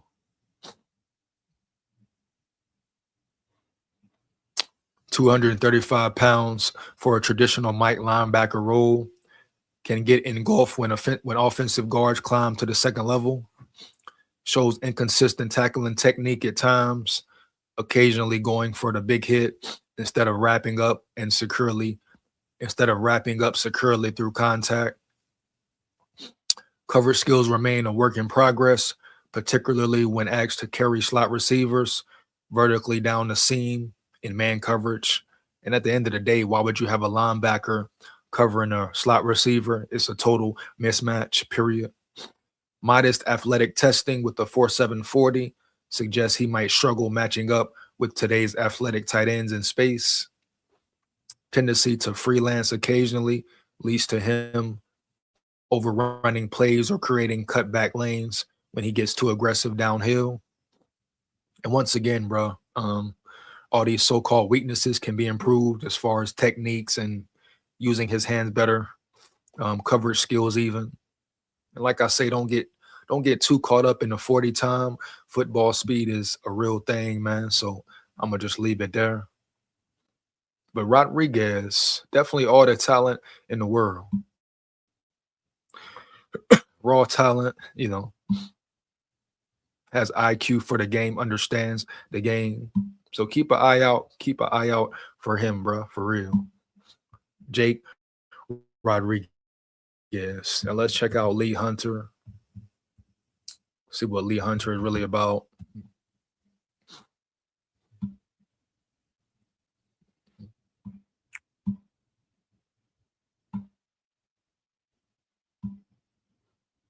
T-Bass in the building. Shout out T-Bass in the building. What up, big dog? Well, you have to blame something when you have a $35 million contract and you catch 2 touchdowns. Well, at the same time, T-Bass, and shout out T-Bass in the building, bro. You hear me? Heavy. I mean, can you blame Jettas? Who is or what is the something you should blame? Can you really sit there and blame Jettas for his lack of touchdown production, right? When the offense was piss poor, when your head coach couldn't call a real play to save his life, Holmes. So T-Bass, I understand what you're saying, but how much blame do you really put on Jettas? With a rookie quarterback who's put in a bad situation. Not to forget a rookie quarterback who played the last season of the game, right? So Jettas could reach his 1,000-yard season, right? Everybody tends to forget that. But they got so much smoke for J.J. McCarthy. Talk about his immaturity and his this and his that.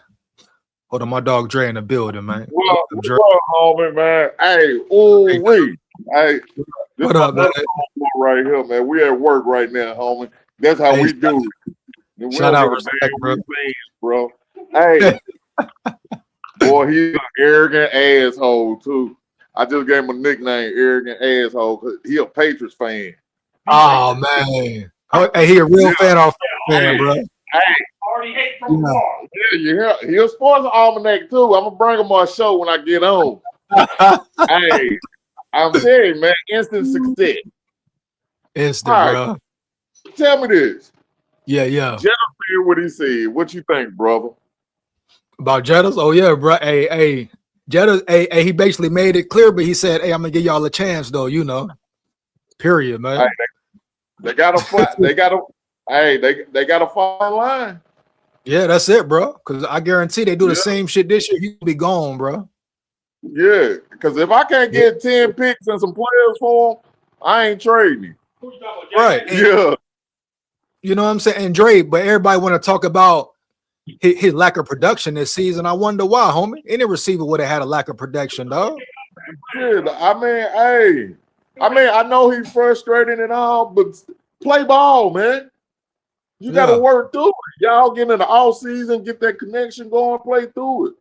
But hey, man, hey, he said what he said. I hate that he put it out there like that, but hey, it might need to err on that because everybody getting dirty in the organization.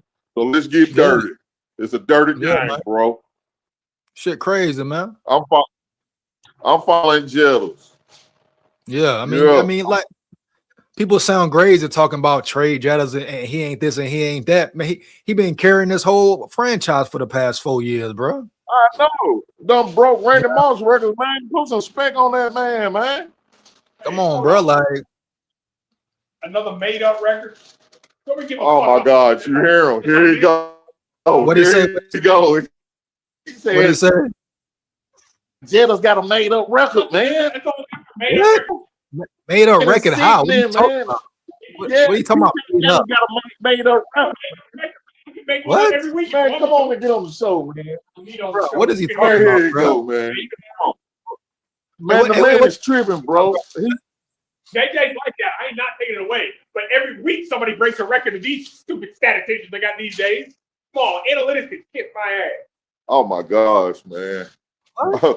That's what I go do at work every day with this guy, man. He talking about records. He talking about records, dog. We talking about a lack of. Hey, he like that. You know what I'm saying? Taking it away, bro. You can't just use the record, man. Every week somebody breaks the record. Man, Jeddah said. Hold on. Hey, Dre, hold on. We got T-Bass in the building, man. Hey, shout out T-Bass in the building. Oh, okay. TB, my home. What's up, guys? No, hey, my whole thing I'm working with. My whole thing about my Jefferson comment, right? It's just, you know, I personally thought signing him to that huge contract was a mistake, not because of Justin Jefferson's talent. Because where the Vikings were at the time, they were not a Super Bowl contender. Signing a receiver to a $35 million a year contract is something a team does when they're one piece away to get over the hump. It's going to be a waste of contract. They should have traded him and built a team and then go get a quarterback. This was just an ass backwards mess for the last 3-4 years. That's just my opinion. And, you know, we want to blame everything on, well, the coach did the year Joe Burrows was out for the season, did Jamar Chase's numbers drop drastically? I don't think so. It wasn't such a drastic drop. Well, that's something we got to look at, though. You got to have the stats on that first, you know.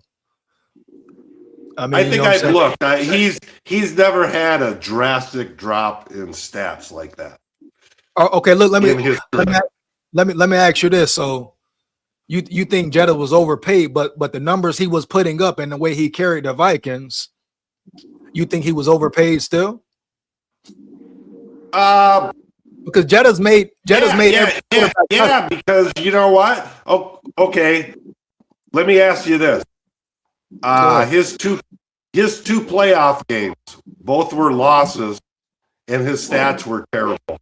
So, you know, we want to blame everything on things like, you know, this guy shit bad, they didn't show up and stuff. Isn't it? You want to be known as the greatest player in today's game, Don't great players show up in big games? They show up. It doesn't fucking matter if they have the flu or whatever. Their ass shows up and they produce. He hasn't in games. Listen, I'll be the first one to say. Jettas has had some bad games, dropping balls. He dropped balls this year. I get that. But if we're talking about showing up and who don't show up, it's no I in team. So if your coach or your O-line doesn't show up,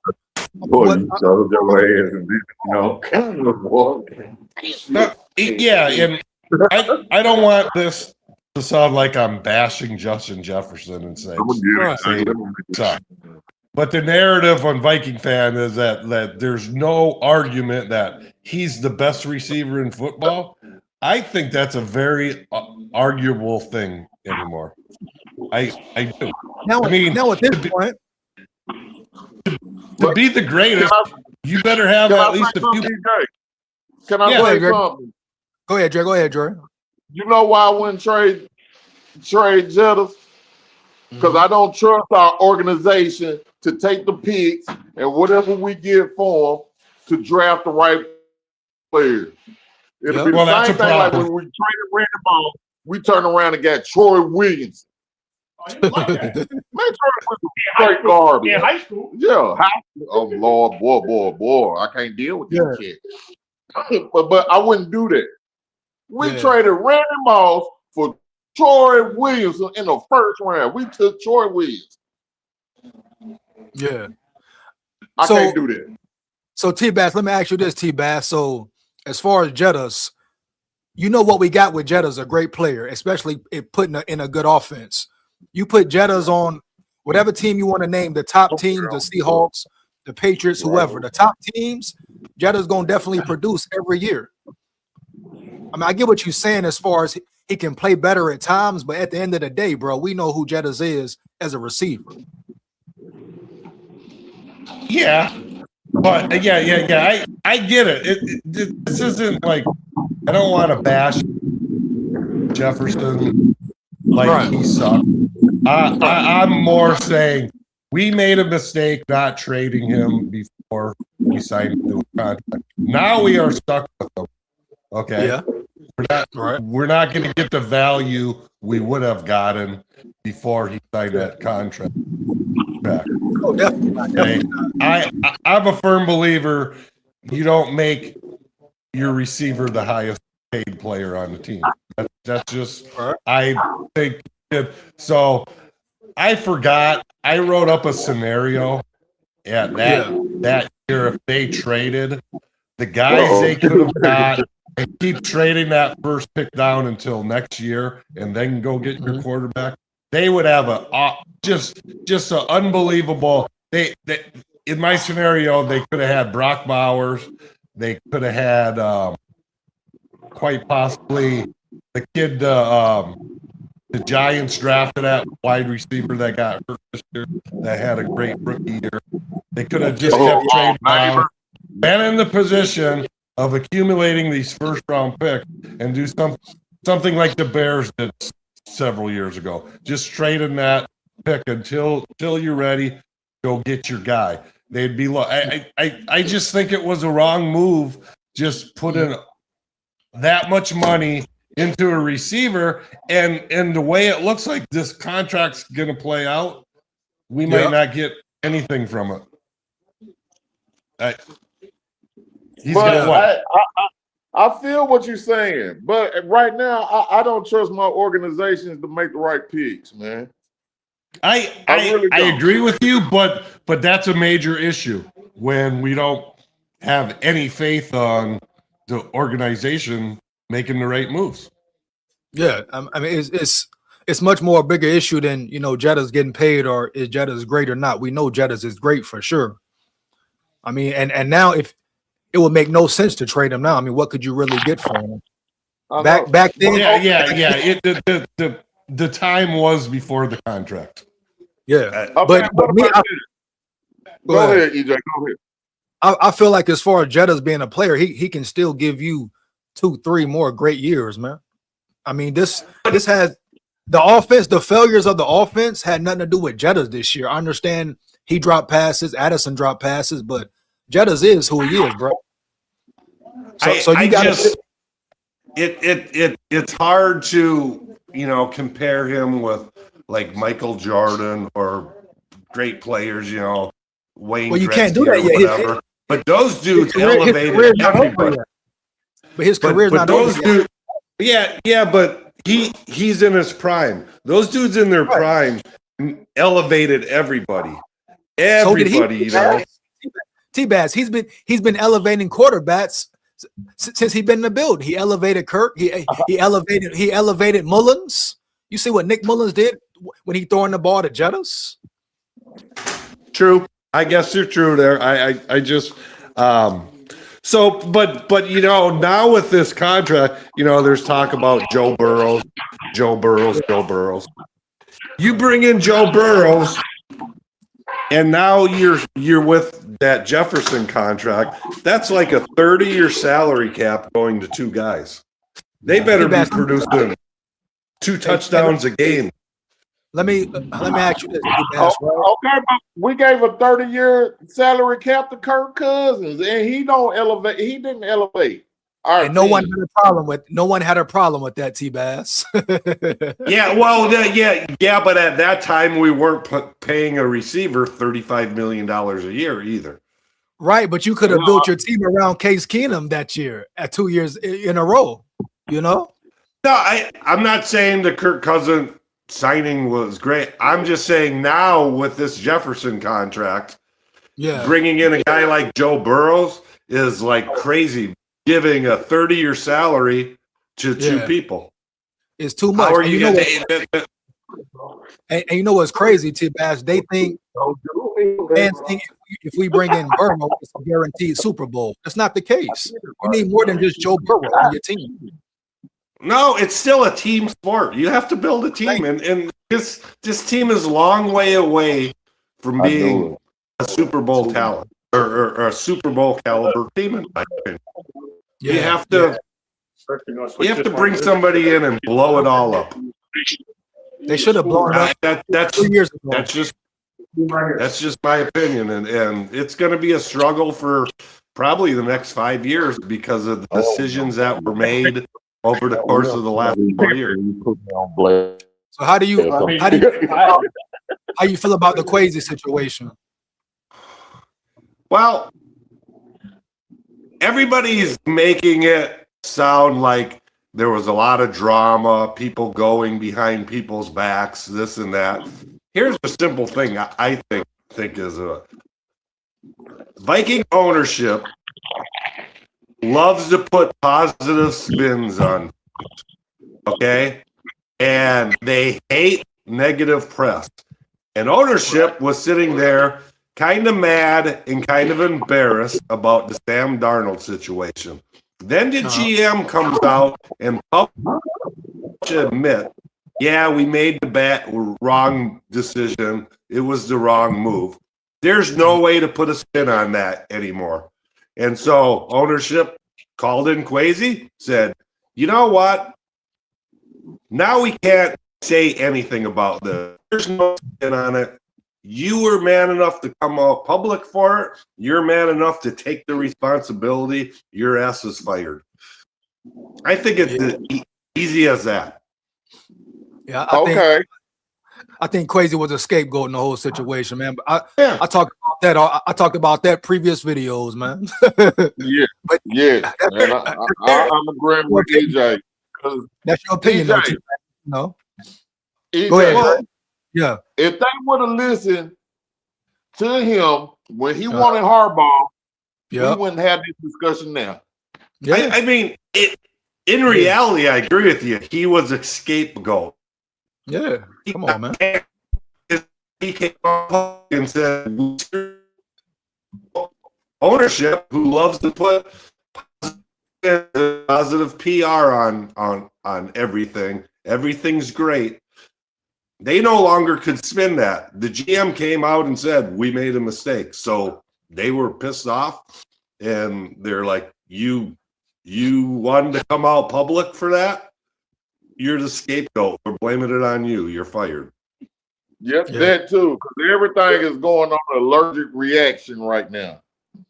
Emotional decisions, man. Hey, hold on. Yeah, Hey, this everybody just wigging out and trying to blame somebody instead of looking in the mirror. And everybody from ownership to the players take accountability for the lost season y'all had.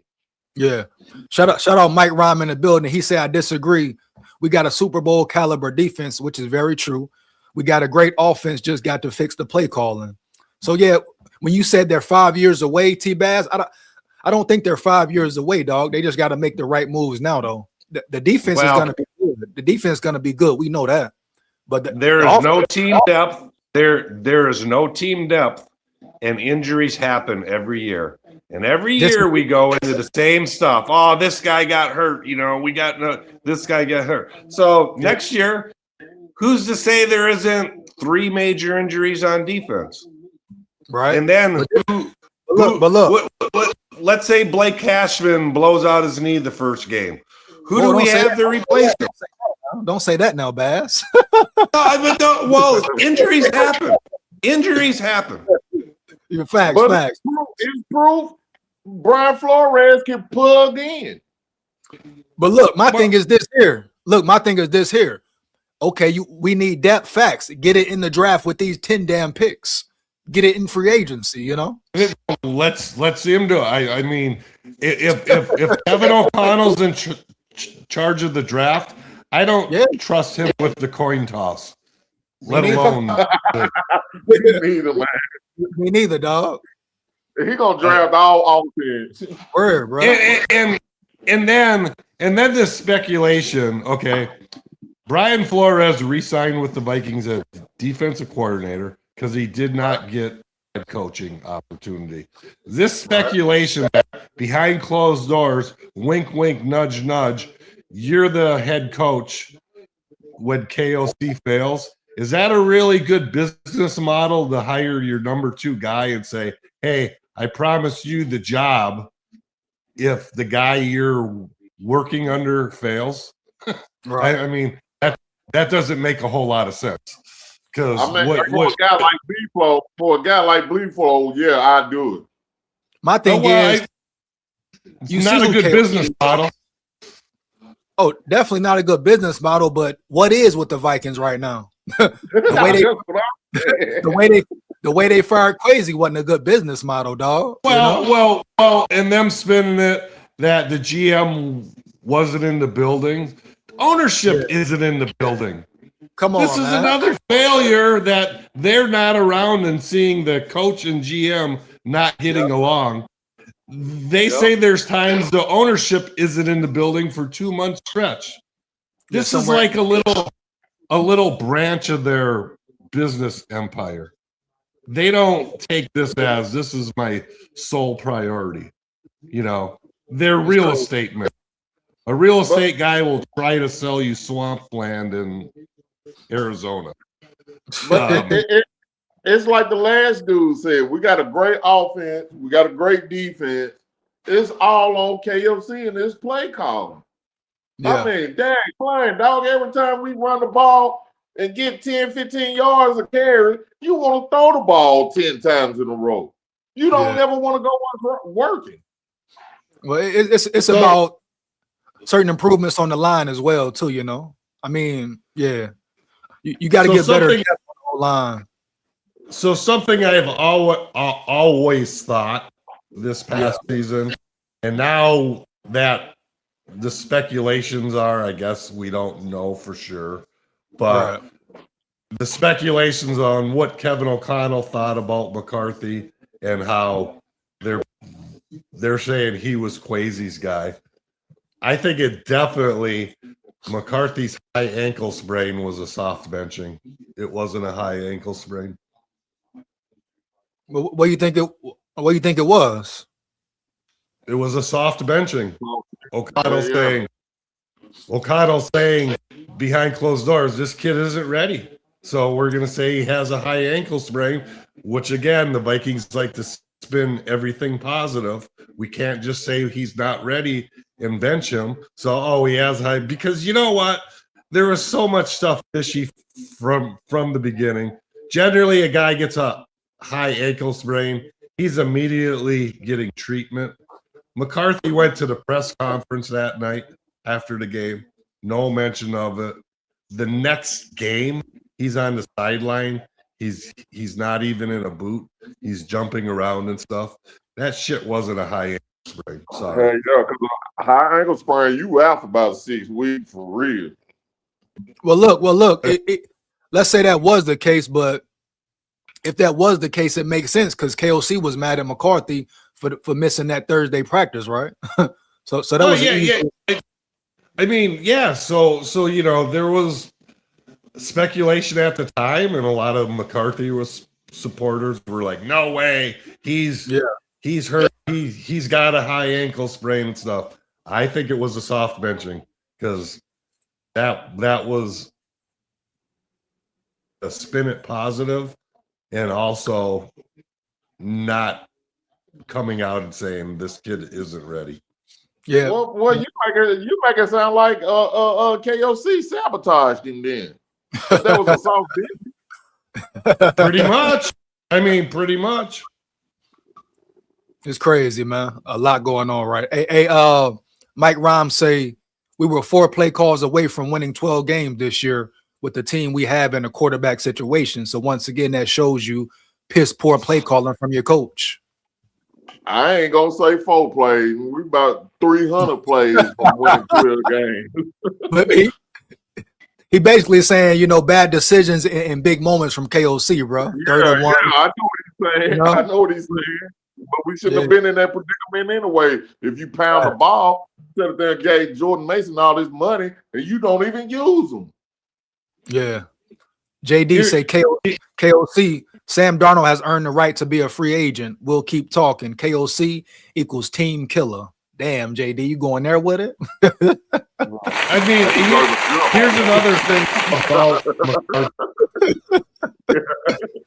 another thing about McCarthy is next year is basically his second year because he was out all of.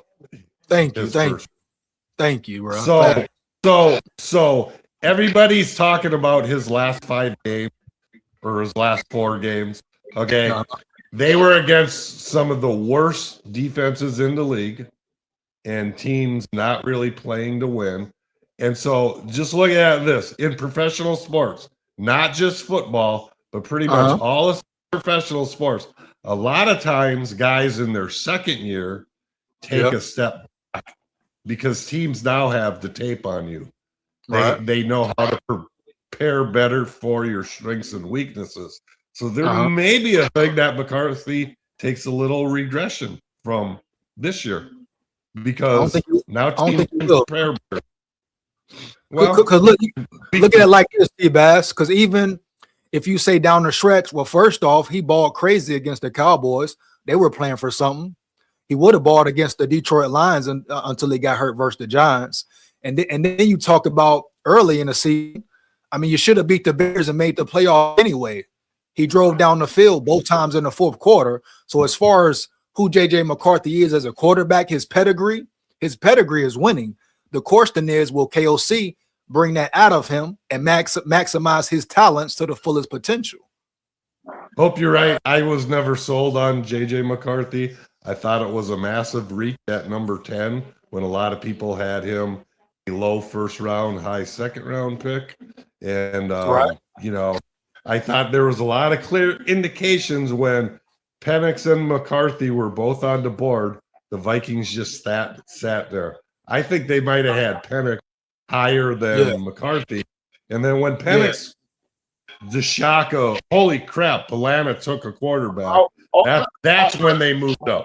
That's when they moved up. Go ahead, Dre. Put in the mock. Hey, so see, I wanted Penix too, right, T-Bass? I ain't. I'm not saying I wanted Penix. I put him on live. He's showing up.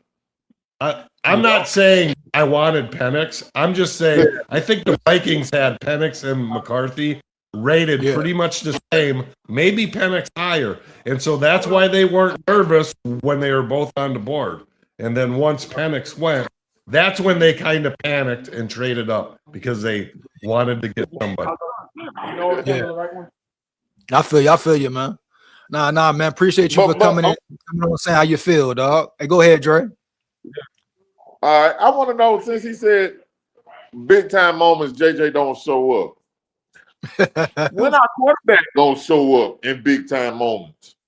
I mean, the last two playoff games, the two playoff games that we went to, the quarterback didn't show up.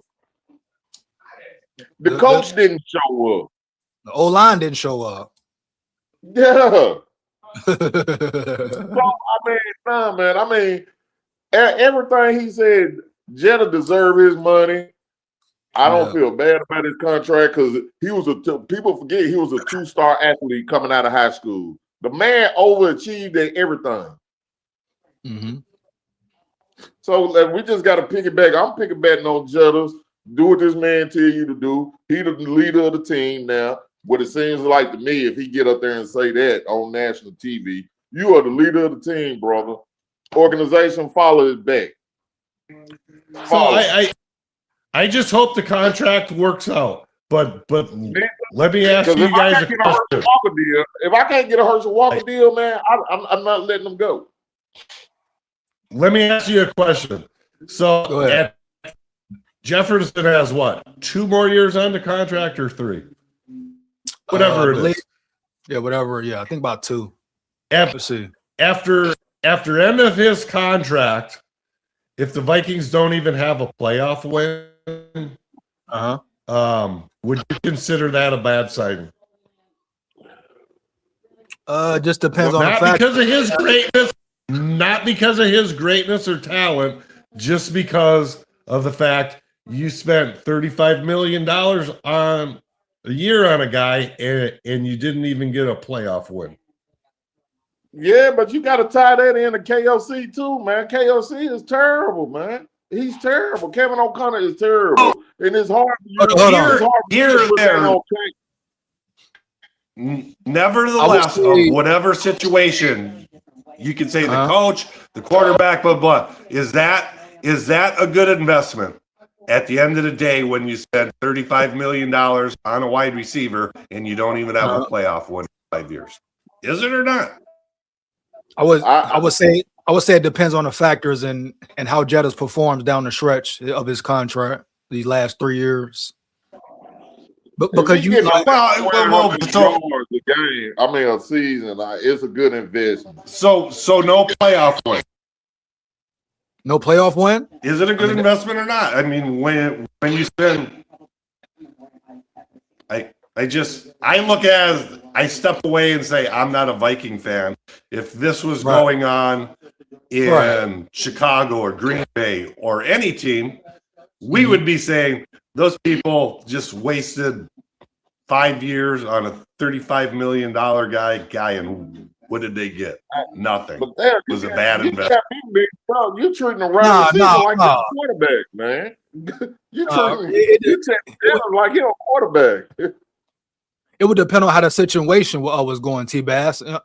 Whatever team it was, like me, I was satisfied with Jetta's getting paid and keeping him around because you know what talent he is. Now, if the Vikings don't bring the right guys in the building, which they have the chance to do now with McCarthy on a rookie quarterback deal, then that's on them. I mean, you're not extremely far away from being a playoff contender or a Super Bowl contender. Your defense with Flores is going to be elevated every year. The question is the offense. So no, I'm not going to say it was. I ain't going to say it was waste of money on Jetta. Yeah, but we got to wait and see what you know what I'm saying, how it all pans out, man. That's just my thing with it. I hope you guys are right. Yeah. Hope you guys are right. Hey, appreciate you on saying what you feel, man. Appreciate you coming up, dog. Hell yeah. You got any more thoughts? All right, man. I'll let you later, bro. Have a good one. All right. Hey. All right, now. I'm gonna hit you back, Jack. I'm gonna hit you back, EJ, man. All right, bro. Get out of here, man. All right. Hey, have a good one, man. I'm gonna holler at you, bro. All right, you too, brother. All right, bet up. SKOL VIKES, man. That boy D-Pad say, can we talk about Lee Hunter and Caleb Downs? That boy, shout out D-Pad in the building, bro. Oh, man. I'm finna get to it right now, D-Pad. Don't worry about it, man. Hey, shout out T-Baz and Dre in the building, who was in the building, bro. SKOL Vikes, man. Heavy. Pickleball Peterson, what up, big dog? Vikings offense getting all them penalties and dropping passes wasn't Quasi's fault. That's a coaching issue. Shout out Pickle in the building, bro. Big facts. So we got into the pretty much broke down Jacob Rodriguez from Tennessee. Now we want to check out that boy Lee Hunter. I believe Lee Hunter is his name. Let's see what's up with him. Lee Hunter. Let's see what's up with Lee Hunter, man. Yeah, I mean, as far as being playoff contenders, and your defense is right there, bro. You know, it's no question with your defense. I mean, shit, with the lack of experience this year,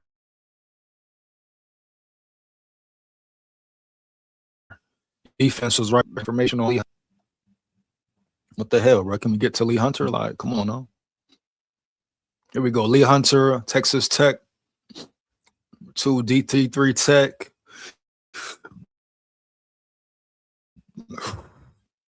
Age 23. So Lee Hunter is 6'3", 320 pounds. Let's see what he about. I don't really care about all the extra stats, bro. I want to see his strengths, etc. So steps a 2-gap effectively and generates consistent interior pressure as a 3 technique rusher using heavy active hands to win inside leverage battles and collapse the pocket even without refined pass rush moves or counters. Commands constant attention from the offensive coordinators who must account for his gap integrity, creating one-on-one opportunities for linebackers and edge rushers when opponents commit resources to neutralizing him. Displays impressive pursuit speed for a 325-pound interior defender, showing the athletic traits and quick feet necessary to chase down ball carriers from the backside on stretch plays and screens. And like I say, speed is very important, man. So a big boy who can move as well, definitely a benefit. Excels at timing his strikes and disengaging from blocks once he's diagnosed the play, using powerful one-arm stabs to shed contact and make plays in traffic at the line of scrimmage. Delivers jarring contact as a chest-to-chest tackler who finishes through ball carriers rather than attempting arm tackles. So he's a great tackler. That's a plus. Rarely missing opportunities when he gets his hands on runners near the line. Brings 3 years of consistent production against quality Big 12 and AAC competition with 38 games played, providing NFL teams with extensive tape showing his ability to handle starter workloads. Possesses the frame and length that NFL defensive line coaches covet for interior positions, with broad shoulders and a thick base that projects well for adding functional strength at the next level. So a lot of good signs here, a lot of good positives about Lee Hunter. Like I say, the Vikings need that real big juggernaut right at that nose tackle position. You got Hargrave, you got Allen, but really they can probably give you, what, 2 more years, huh? Maybe even if that. I mean, you could potentially see a decline in Hargrave and Allen this year, you know? So as far as your depth chart goes up front on your defensive interior line, he could be a good fit. You have to attack the draft, though. You got to attack the draft, bro. Period, no cap. Scouting report weaknesses, lacks the explosive first step and dynamic athletic traits needed to threaten edges consistently, forcing him to win primarily through power rather than diversified pass rush plans or speed to power conversions. Plays too upright at times when engaging blockers, surrendering leverage advantages and allowing offensive linemen to get underneath his pads and move him laterally off his spot when he doesn't stay low. shows inconsistent motor on plays away from his immediate gap responsibility, not always pursuing with maximum effort on backside runs or maintaining chase discipline when a quarterback scrambles outside the pocket. Limited pass rush repertoire leaves him predictable as a rusher who opposing centers can game plan for, rarely deploying effective counter moves or showing the flexibility to threaten with anything beyond straight line power. Tested poorly in a 40-yard dash at 5.2 seconds, reflecting the stiffness in his lower body that prevents him from changing direction fluidly or bending around blockers when speed moves are necessary. So I guess mobility must be worked on, right? He must get more moves in his arsenal as far as pass rushing, etc.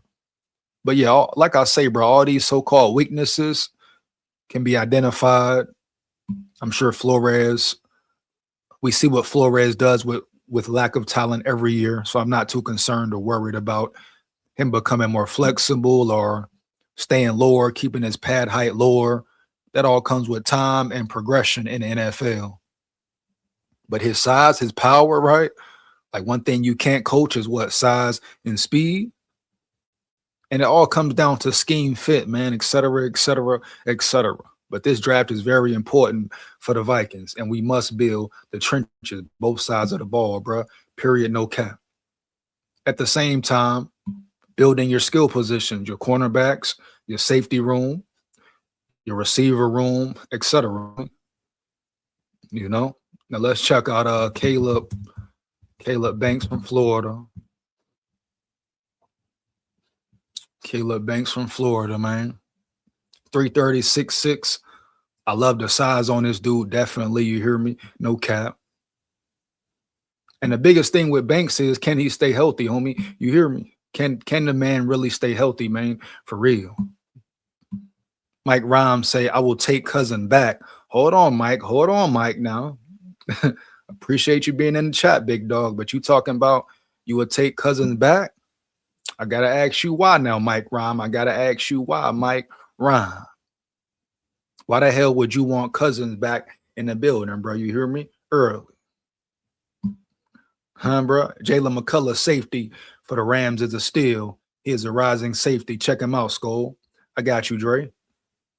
Oh, so he must be an up-and-coming free agent, Dre? Is he a free agent this year, homie? Let me know. The tape says different. I believe it's not updated. I believe it's not updated. 1 second. Cornerback from Alabama, number 2. I like him. Yeah, he got Dre back in the. He ain't. Yeah, I was gone until he just said that. Yeah, I don't know why you say Viking family. Viking family. Come on, bro. Please leave Cousin where he at. Why we want Cousin Dre for what, man? We know who he is, dog. Don't nobody want Cousins, bro. I know it, man. What is this? That's all they were saying last night, man. Cousins. What is it the Cousins got on his franchise? We're on our fan base. That's what I'm telling you, bro. When we down by 100, you want to throw for 300? That's what I be saying, bro. It's ludicrous, man, that people be wanting Cousins back. Right. That's what I be saying. Like what? Like just like KLC, this dude get protected, bro, every year. Every year, homie. Hey, I'm telling you, Jalen McCullough. I'm not saying this because I'm a Vol fan, but the man, he played for the Rams. He been jumping out the screen, man. He really, you know what I'm saying? I think he a safety. A free agent this year? He can play the run. I don't know, man. He should be coming up for a contract, man. He should be a free agent because I don't think he got drafted. But he should have been drafted because the man balling out for the Rams. And what's his name again? Jalen McCullough. Jalen McCullough. He's worth number 2 for the Rams in the secondary. Let's see. And hey, he held on the blitz too. Oh, he's an excellent blitzer. Yeah, let's see if he's a free agent. Blitzer, good tackler, and everything. I mean, hey, I feel like we could get some pieces.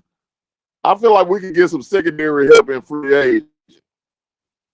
But we got to build them trenches up, like you said.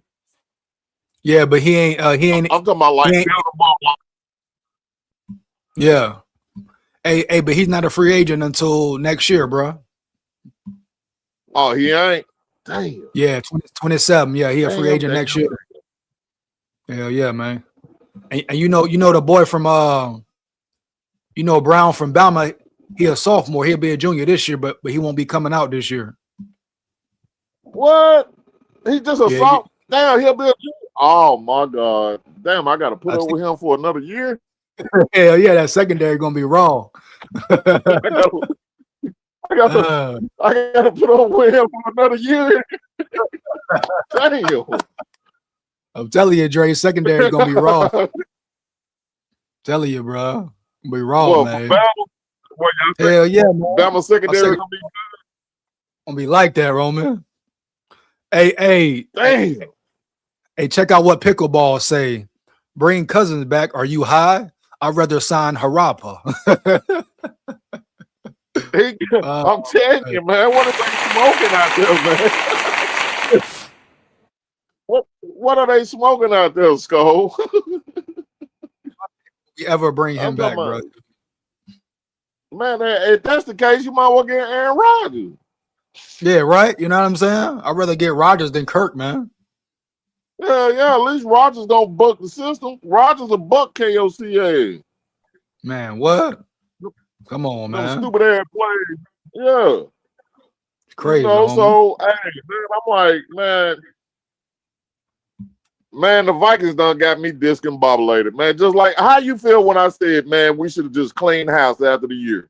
How do you feel now since we in this turmoil? When I said that a couple of weeks ago, we should have cleaned house. Yeah. How you feel about that now, General? You talking about what Kale just firing a coach and GM and all of them? Yeah, just clean it. And let's start all over, just like the Bears did. Yeah. After what I seen from KOC this year, I was definitely ready for him to be fired and crazy, bro. Just bring new coaches in, bro. Even if you make Flores the head coach, you would. Thank you. I mean, hey, I'm kind of like a prophet, man. I can prophesy this shit, brother. Man, we should just clean house. New England did it. Seattle did it. The Bears did it. Yeah. There are two teams playing in the Super Bowl, and the Bears won the NFC North. Come on, man. Come on, man. Just because you clean house and fire your coach and GM don't mean you got to be sorry the next year. Yeah, that's proof. That's proof in the pudding right there. Yeah, we need leader men on our coaching staff. Yeah, and that's position coaching too. Yeah, it's wild, all man. Of them to be leaders, man. And if you can't buy into B-Flow's system, get on somewhere. Yeah, go B-Flow the man. Yeah, I mean, B-Flow proved. And then my partner was talking crazy, talking about how y'all gonna give $6 million. Y'all just gave a record deal to a coordinator. I said, it's already written. The script is written. Shit, if anybody paid this B-Flow, if anybody should pay this flow. Yeah. The hell you talking about, man? Man, goddamn it. Ain't B-Flow still in federal court? Yeah, man. Yeah. He's still battling with the NFL, the whole lawsuit thing, man. Hell yeah. Yeah, so they better leave B-Flow alone. Because this man fighting the Fed. That man, you know what I'm saying? The man fighting with the government and all that. They better leave B-Flow alone before he Yeah, now B-Flow deserved any payday he got, he deserved it, man, I'm talking about, man, especially with that playing with Rodgers, the cornerback Rodgers. He deserved a raise just for dealing with him. Yeah, I mean, the secondary wasn't great, man.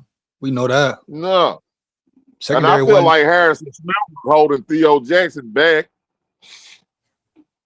Yeah, Harrison Smith, he lost about 2 steps. You know, respect to him, but he definitely been slowed down past 3 years. Yeah, you just a line of scrimmage DB now. That's where he should be. Send him on a blitz, period. Yeah. You know? Yeah. You just come in when we need pressure. That's all. You know, and it's not no disrespect. You know, man, I'm finna get up out of here, man. Yeah, I mean, man, and just tell the people, man, just tell the fan base, EJ, because, you know, you the general, I'm the Secretary of State, and just can you carry out these orders for me, General? Go ahead, bro. Go ahead, man. Tell people to get out there, Joe Burrow and Kirk Cousins stuff. Bro. You ain't doing nothing but tearing JJ down. Come on, man. Develop your quarterback, man. Do your job. Man don't hear that shit, man. I hope he used it as motivation. Food for the fire, man. Me too. Hey, and I really think he is, bro. Hell yeah. If he got any kind of competitive bone in his body, he gonna use this as motivation, and he gonna bust the NFL up next year. Hell yeah. You know what's coming, bro. Heavy. Hell yeah. Yeah. You already know, man. Yeah, man. Yeah, my man want to battle you, so man, next time we come to work, man, I'm gonna set it up. Hey, he a New England fan now, so you got to come ready, SKOL. I'm ready, man. Tell him. Hell yeah. He ready now. Hey, he on this shit too now. He'll walk in sports almanac too. Yeah, okay, man. I like it, man. Let's get it. Let's get it, man. And he a Florida State fan too. Oh yeah. Hey. Yeah, so he up on you. Yeah, they got something coming next year, week 4. Yeah, we got them again. Don't worry about it. Oh, y'all got them week 4? Yeah, week 4, 5, something like that. We play them next year though. We got them. They kind of Brian Denny. Hell yeah, come Tuscaloosa this time, you know. Yeah. Yeah. Okay. And don't let me down now. Nah, bro, we on their ass, dog. Don't let me down now, because I want to blast his ass. Oh yeah, hell yeah. We ready, dog. Yeah, man, but I don't think Caleb Downs gonna be there, so let's get off of that. That man gone. You think he gone? Hell yeah. Well, he'll be gone in the first 5. I think he'll top 5 pick the way they talk about him. But his injuries might hold him back from being top 5. Just depending on what the teams take a risk about.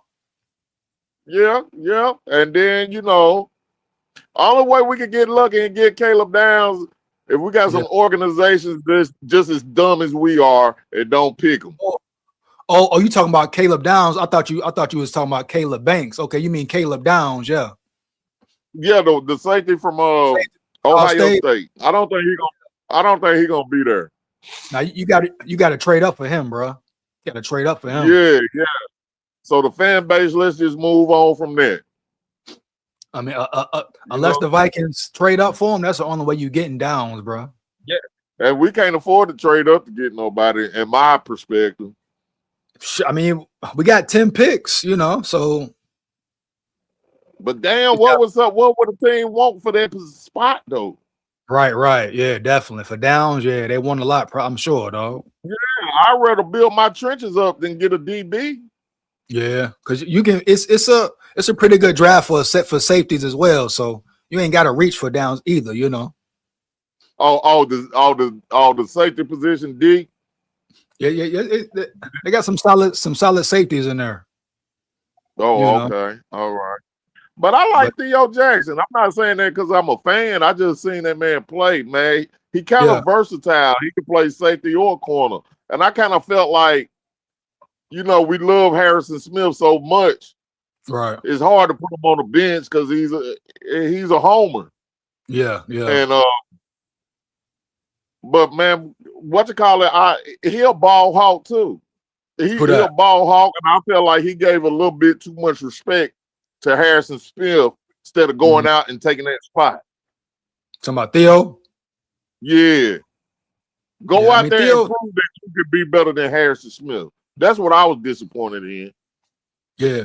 And that's pretty much going to come down to his play as well, like training camp and all that. You know, he really got to go prove that he deserves to be a starter. Yeah, it's crazy you said that because KOC put Theo Jackson on a pedestal.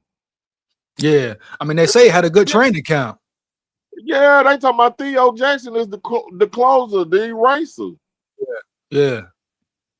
So I don't, you know, that's on him, man. You know what I'm saying? Go out there and take that spot, man. He a Tennessee boy, you know, homebred and fed. You know what I'm saying? Yeah. But I see his potential, and I don't like saying that word potential. Right. You know what I'm saying? But I can see it. You know what I'm saying? But Theo Jackson got yeah, SKOL, we're in a bad way right now. We discombobulated. The Vikes. Yeah, and the fan base. We discombobulated. You can put 10 fans in a room and we still can't get on the same page. Yeah. That's how discombobulated we are. Yeah, man. Real you got talk. people. Yeah, you got people in the chat still talking about Kirk Cousins and all that. Come on, man. Man, I can't believe that Kirk Cousins shit going around. That's crazy. Yeah, like, but hey, SKOL, I'm here with you on the Alabama talk. It's really getting time for college football right now. You know what I'm saying? I can't wait for the training camp. I can't wait for the, you know what I'm saying? And when you go Bama Live, I'll be there. Bet, come up, come up during the Bama Live, man. You talk that Tennessee shit, bro. Heavy, man. Yeah. And meet me on the 3rd week of October. We there. We like and cigars on me. Yeah, cigars on me. I stay up, homie. You too, bro. I'll let you later, man. For sure, sure. All right, bet, man. That boy Dre wild, man. Shout out Dre in the building, dog. Heavy, man. SKOL Vikes, bro. He say, ask your friend, have he heard of Mark L. Bell, 6'9" left tackle from Miami as a backup to Darisaw? Big motherfucker, D-Pad. Big motherfucker. I'm gonna get into Caleb Banks right quick. I might do Markel Barrel later. Check him out, break him down. Caleb Banks, 6'6", 330, a big boy. Definitely a big boy. The sheer size jumps off the screen immediately at 6'6", 300 move. That's what it's about, bro. Big bodies, plugging the pocket up, stopping the run game, period. When he decides to anchor down and hold his ground, first step quickness defies what you would expect from a man his size.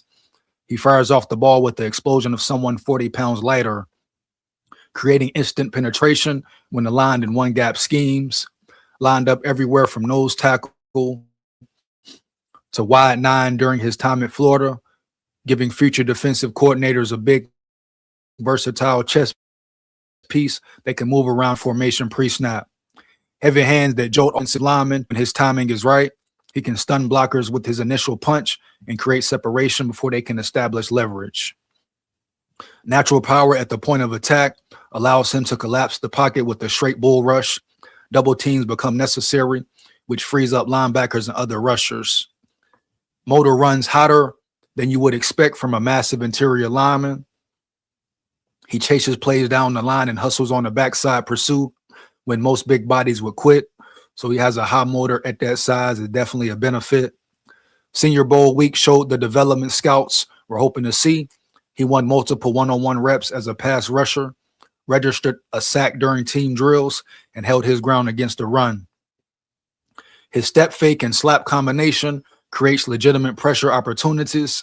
When he puts together his first move with improved counter timing, sacks will follow at the next level. So this dude has a lot of potential, man. Biggest thing with Banks, huh? Can he stay healthy, bro? You hear me? Period, no cap.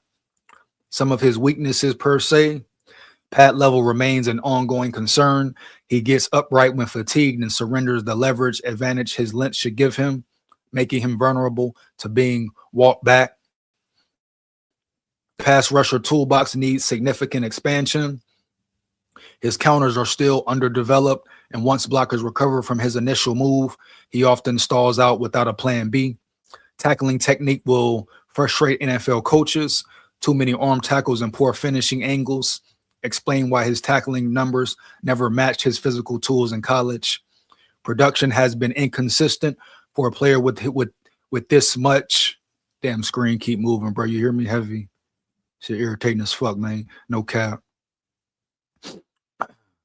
Production has been inconsistent for a player with this much natural ability. He disappears for stretches, and his sack totals never reflected the dominance his size suggests is possible.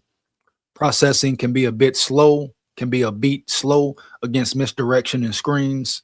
He occasionally loses gap integrity when offensive coordinators throw complex blocking schemes at him. And once again, development issues, development errors. And I got to keep going back to coaching, bro. I feel like Brian Flores can neutralize all of his weaknesses, turn his weaknesses into strengths, homie. Heavy. I mean, we seen Brian Flores turn 8-year guys, take 8-year guys and reinvent them, give their career a rebirth, right? So all these problems here, man, you know, pad height, him being too high, needs more of an arsenal in his pass rushing abilities.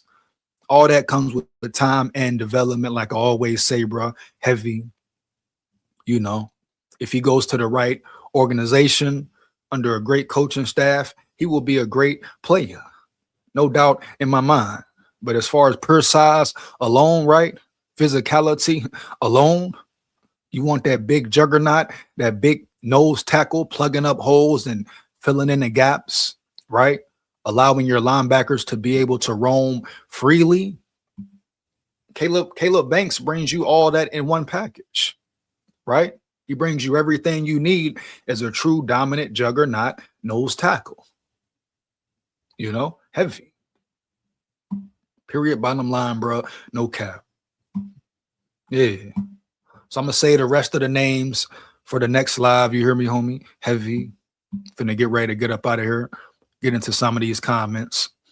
If I'm going to get him for the league minimum while I develop my quarterback, I'm not going to do another Herschel Walker deal for Burrow. I mean, no one wants Burrow, man. I feel you, Mike Rhyme. I don't want Burrow, but I don't want Kirk Cousins either. Even as a backup, homie, I don't want him in a building. He did nothing but rob the Vikings, steal from the Vikings, all that. So I'm not going to be in at all ever on Kirk Cousins, homie. I'll stand on that 10 toes down, period. You hear me? Heavy, man. We need a nasty offensive line. Real talk. Banks can, or Jalen Carter or Jordan Davis, go get this animal. JD, big facts, bro. At this point, if you're the Vikings, you get the biggest bodies you can, bro. You hear me? The biggest bodies you can, and you mold and develop them, and you go from there. I don't care what school they come from, huh? You know, what position they play. You want big guys who can move, big guys who are powerful at the end of the day. And we already got talent in the interior anyway. You got Rodriguez. He showed up this year. I'm sure he will elevate his game next year. You got Hargrave, Allen coming back, true veterans. You know, you got Tyrion Ingram. I'm expecting big things from him next year as well. You give him 1 year to develop, understand the game slows down. His biggest thing is just getting bigger, growing into his body. He's still very young as well. We can't forget that part. So you have certain pieces, homie, already. Then you build on top of that, Boom. You build in the drafts. You bring in guys who can contribute right away. Bring in guys who are good rotation pieces. That's it, bro. Point blank, period, bottom line. But both sides of the ball must be addressed. So we're gonna see how it go down, bro. For real. Matter of fact, I think I might check out that lineman that D-Pad talked about. What's his name? Markel Bell. Let's see what Markel Bell is talking about before we get up out of here. Markel Bell. See what's up with him. Give me 1 second, baby. Markel Bell. Where the hell he at? That's Markel Samuel. Hey, D-Pad, are you sure that's the right name you give me, homie? Hey, D-Pad, once again, it's no Markel Bell in the draft buzz. Markel Bell, is that the right name? Once again, D-Pad. No Markel Bell is popping up. Let's see, man. Maybe he said the name wrong. Yeah, no Markel Bell. Let's try one more time. Markel Bell. Nah, he's not in here. Maybe it's a different name. Yes, he was at the Senior Bowl. Yeah, he didn't pop up, D-Pad. Are you sure you spelling his name right? Is his name spelled a different way? Yeah, that's what I typed in, Holmes. Not there. Give me 1 second. Carol Bell, once again, you hear me? Nah, nothing there. Let me try Google right quick. Carol Bell.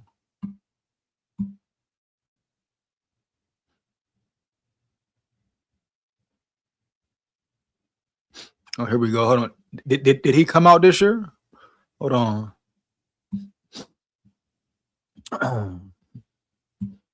Let's see what's up. Big dude. Damn, big dude for real. Definitely big as shit, D-Bad. 6'9", 340. Damn, bro, you hear me? No cap. 6'9", 340. Big boy for real. Big boy for real. Surprised he's not in here, though.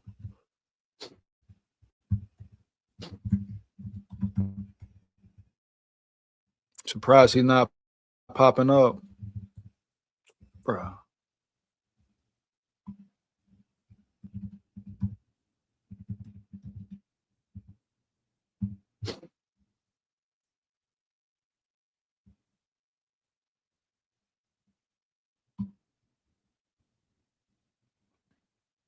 Why he's not on draft buzz?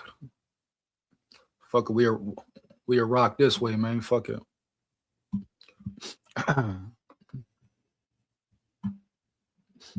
One second. Markel Bell, 6'9", 340 from Cleveland, Mississippi. Let's see. News. See what they got here about him. No news available. Check somewhere else out.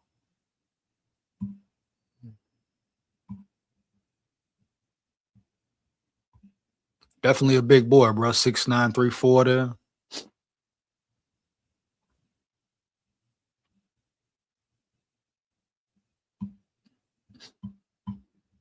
See at the Senior Bowl. Also, so he definitely was at the Senior Bowl. Hurricanes offensive tackle Bell with the American team at Senior Bowl practice on Thursday. Let's see what's up. Let's check out some of his highlights. Give me 1 second, bro. Let me see real quick.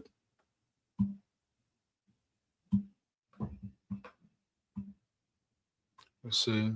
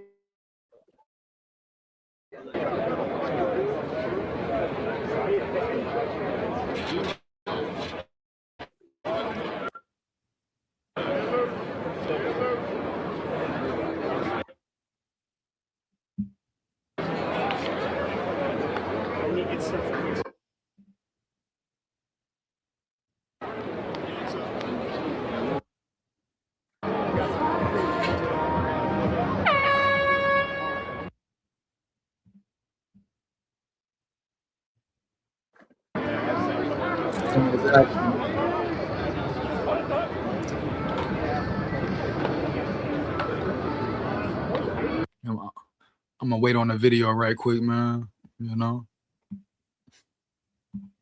But yeah, definitely a big body. I'll get into him more on the next live, bro. But just from observing him, looking at him, a lot of raw talent. Definitely a big boy, big size. Can't coach size and speed like I always say, you hear me? Heavy. Definitely would need some, you know, development though. Work on his technique, pad height, just from seeing those simple highlights right there. A name to definitely pay attention to, you hear me? No cap. Yeah. Yeah, definitely D-Pad. Good shout out, D-Pad. He's not talked about, but will be soon. I believe it. You hear me? Heavy. Actually, when is your next live stream? I'll be live tomorrow, but I'll be talking about Bama football, D-Pad. The next Vikings live will be Wednesday. Yeah, Wednesday, I believe. Yeah, Wednesday. So come lock in with me again. You got some more prospect names, bring them in the building as well, bro. Appreciate you, homie. Heavy. Finna get up out of here, man. Once again, I appreciate my big dogs, my Levy dogs in the chat. Make sure you like, comment, and subscribe, and hit that bell. Become a channel member and really lock in with me, bro. Purr, man. So purr. That's what it is, man. Where will the Vikings go from here? Lock in with me, bro. Like I say, SKOL Vikes. Win, lose, or draw, forever. But we come to win, man. Holla at y'all next time. Hold it down. SKOL Vikes. Oh, yeah. We run the North. Believe that.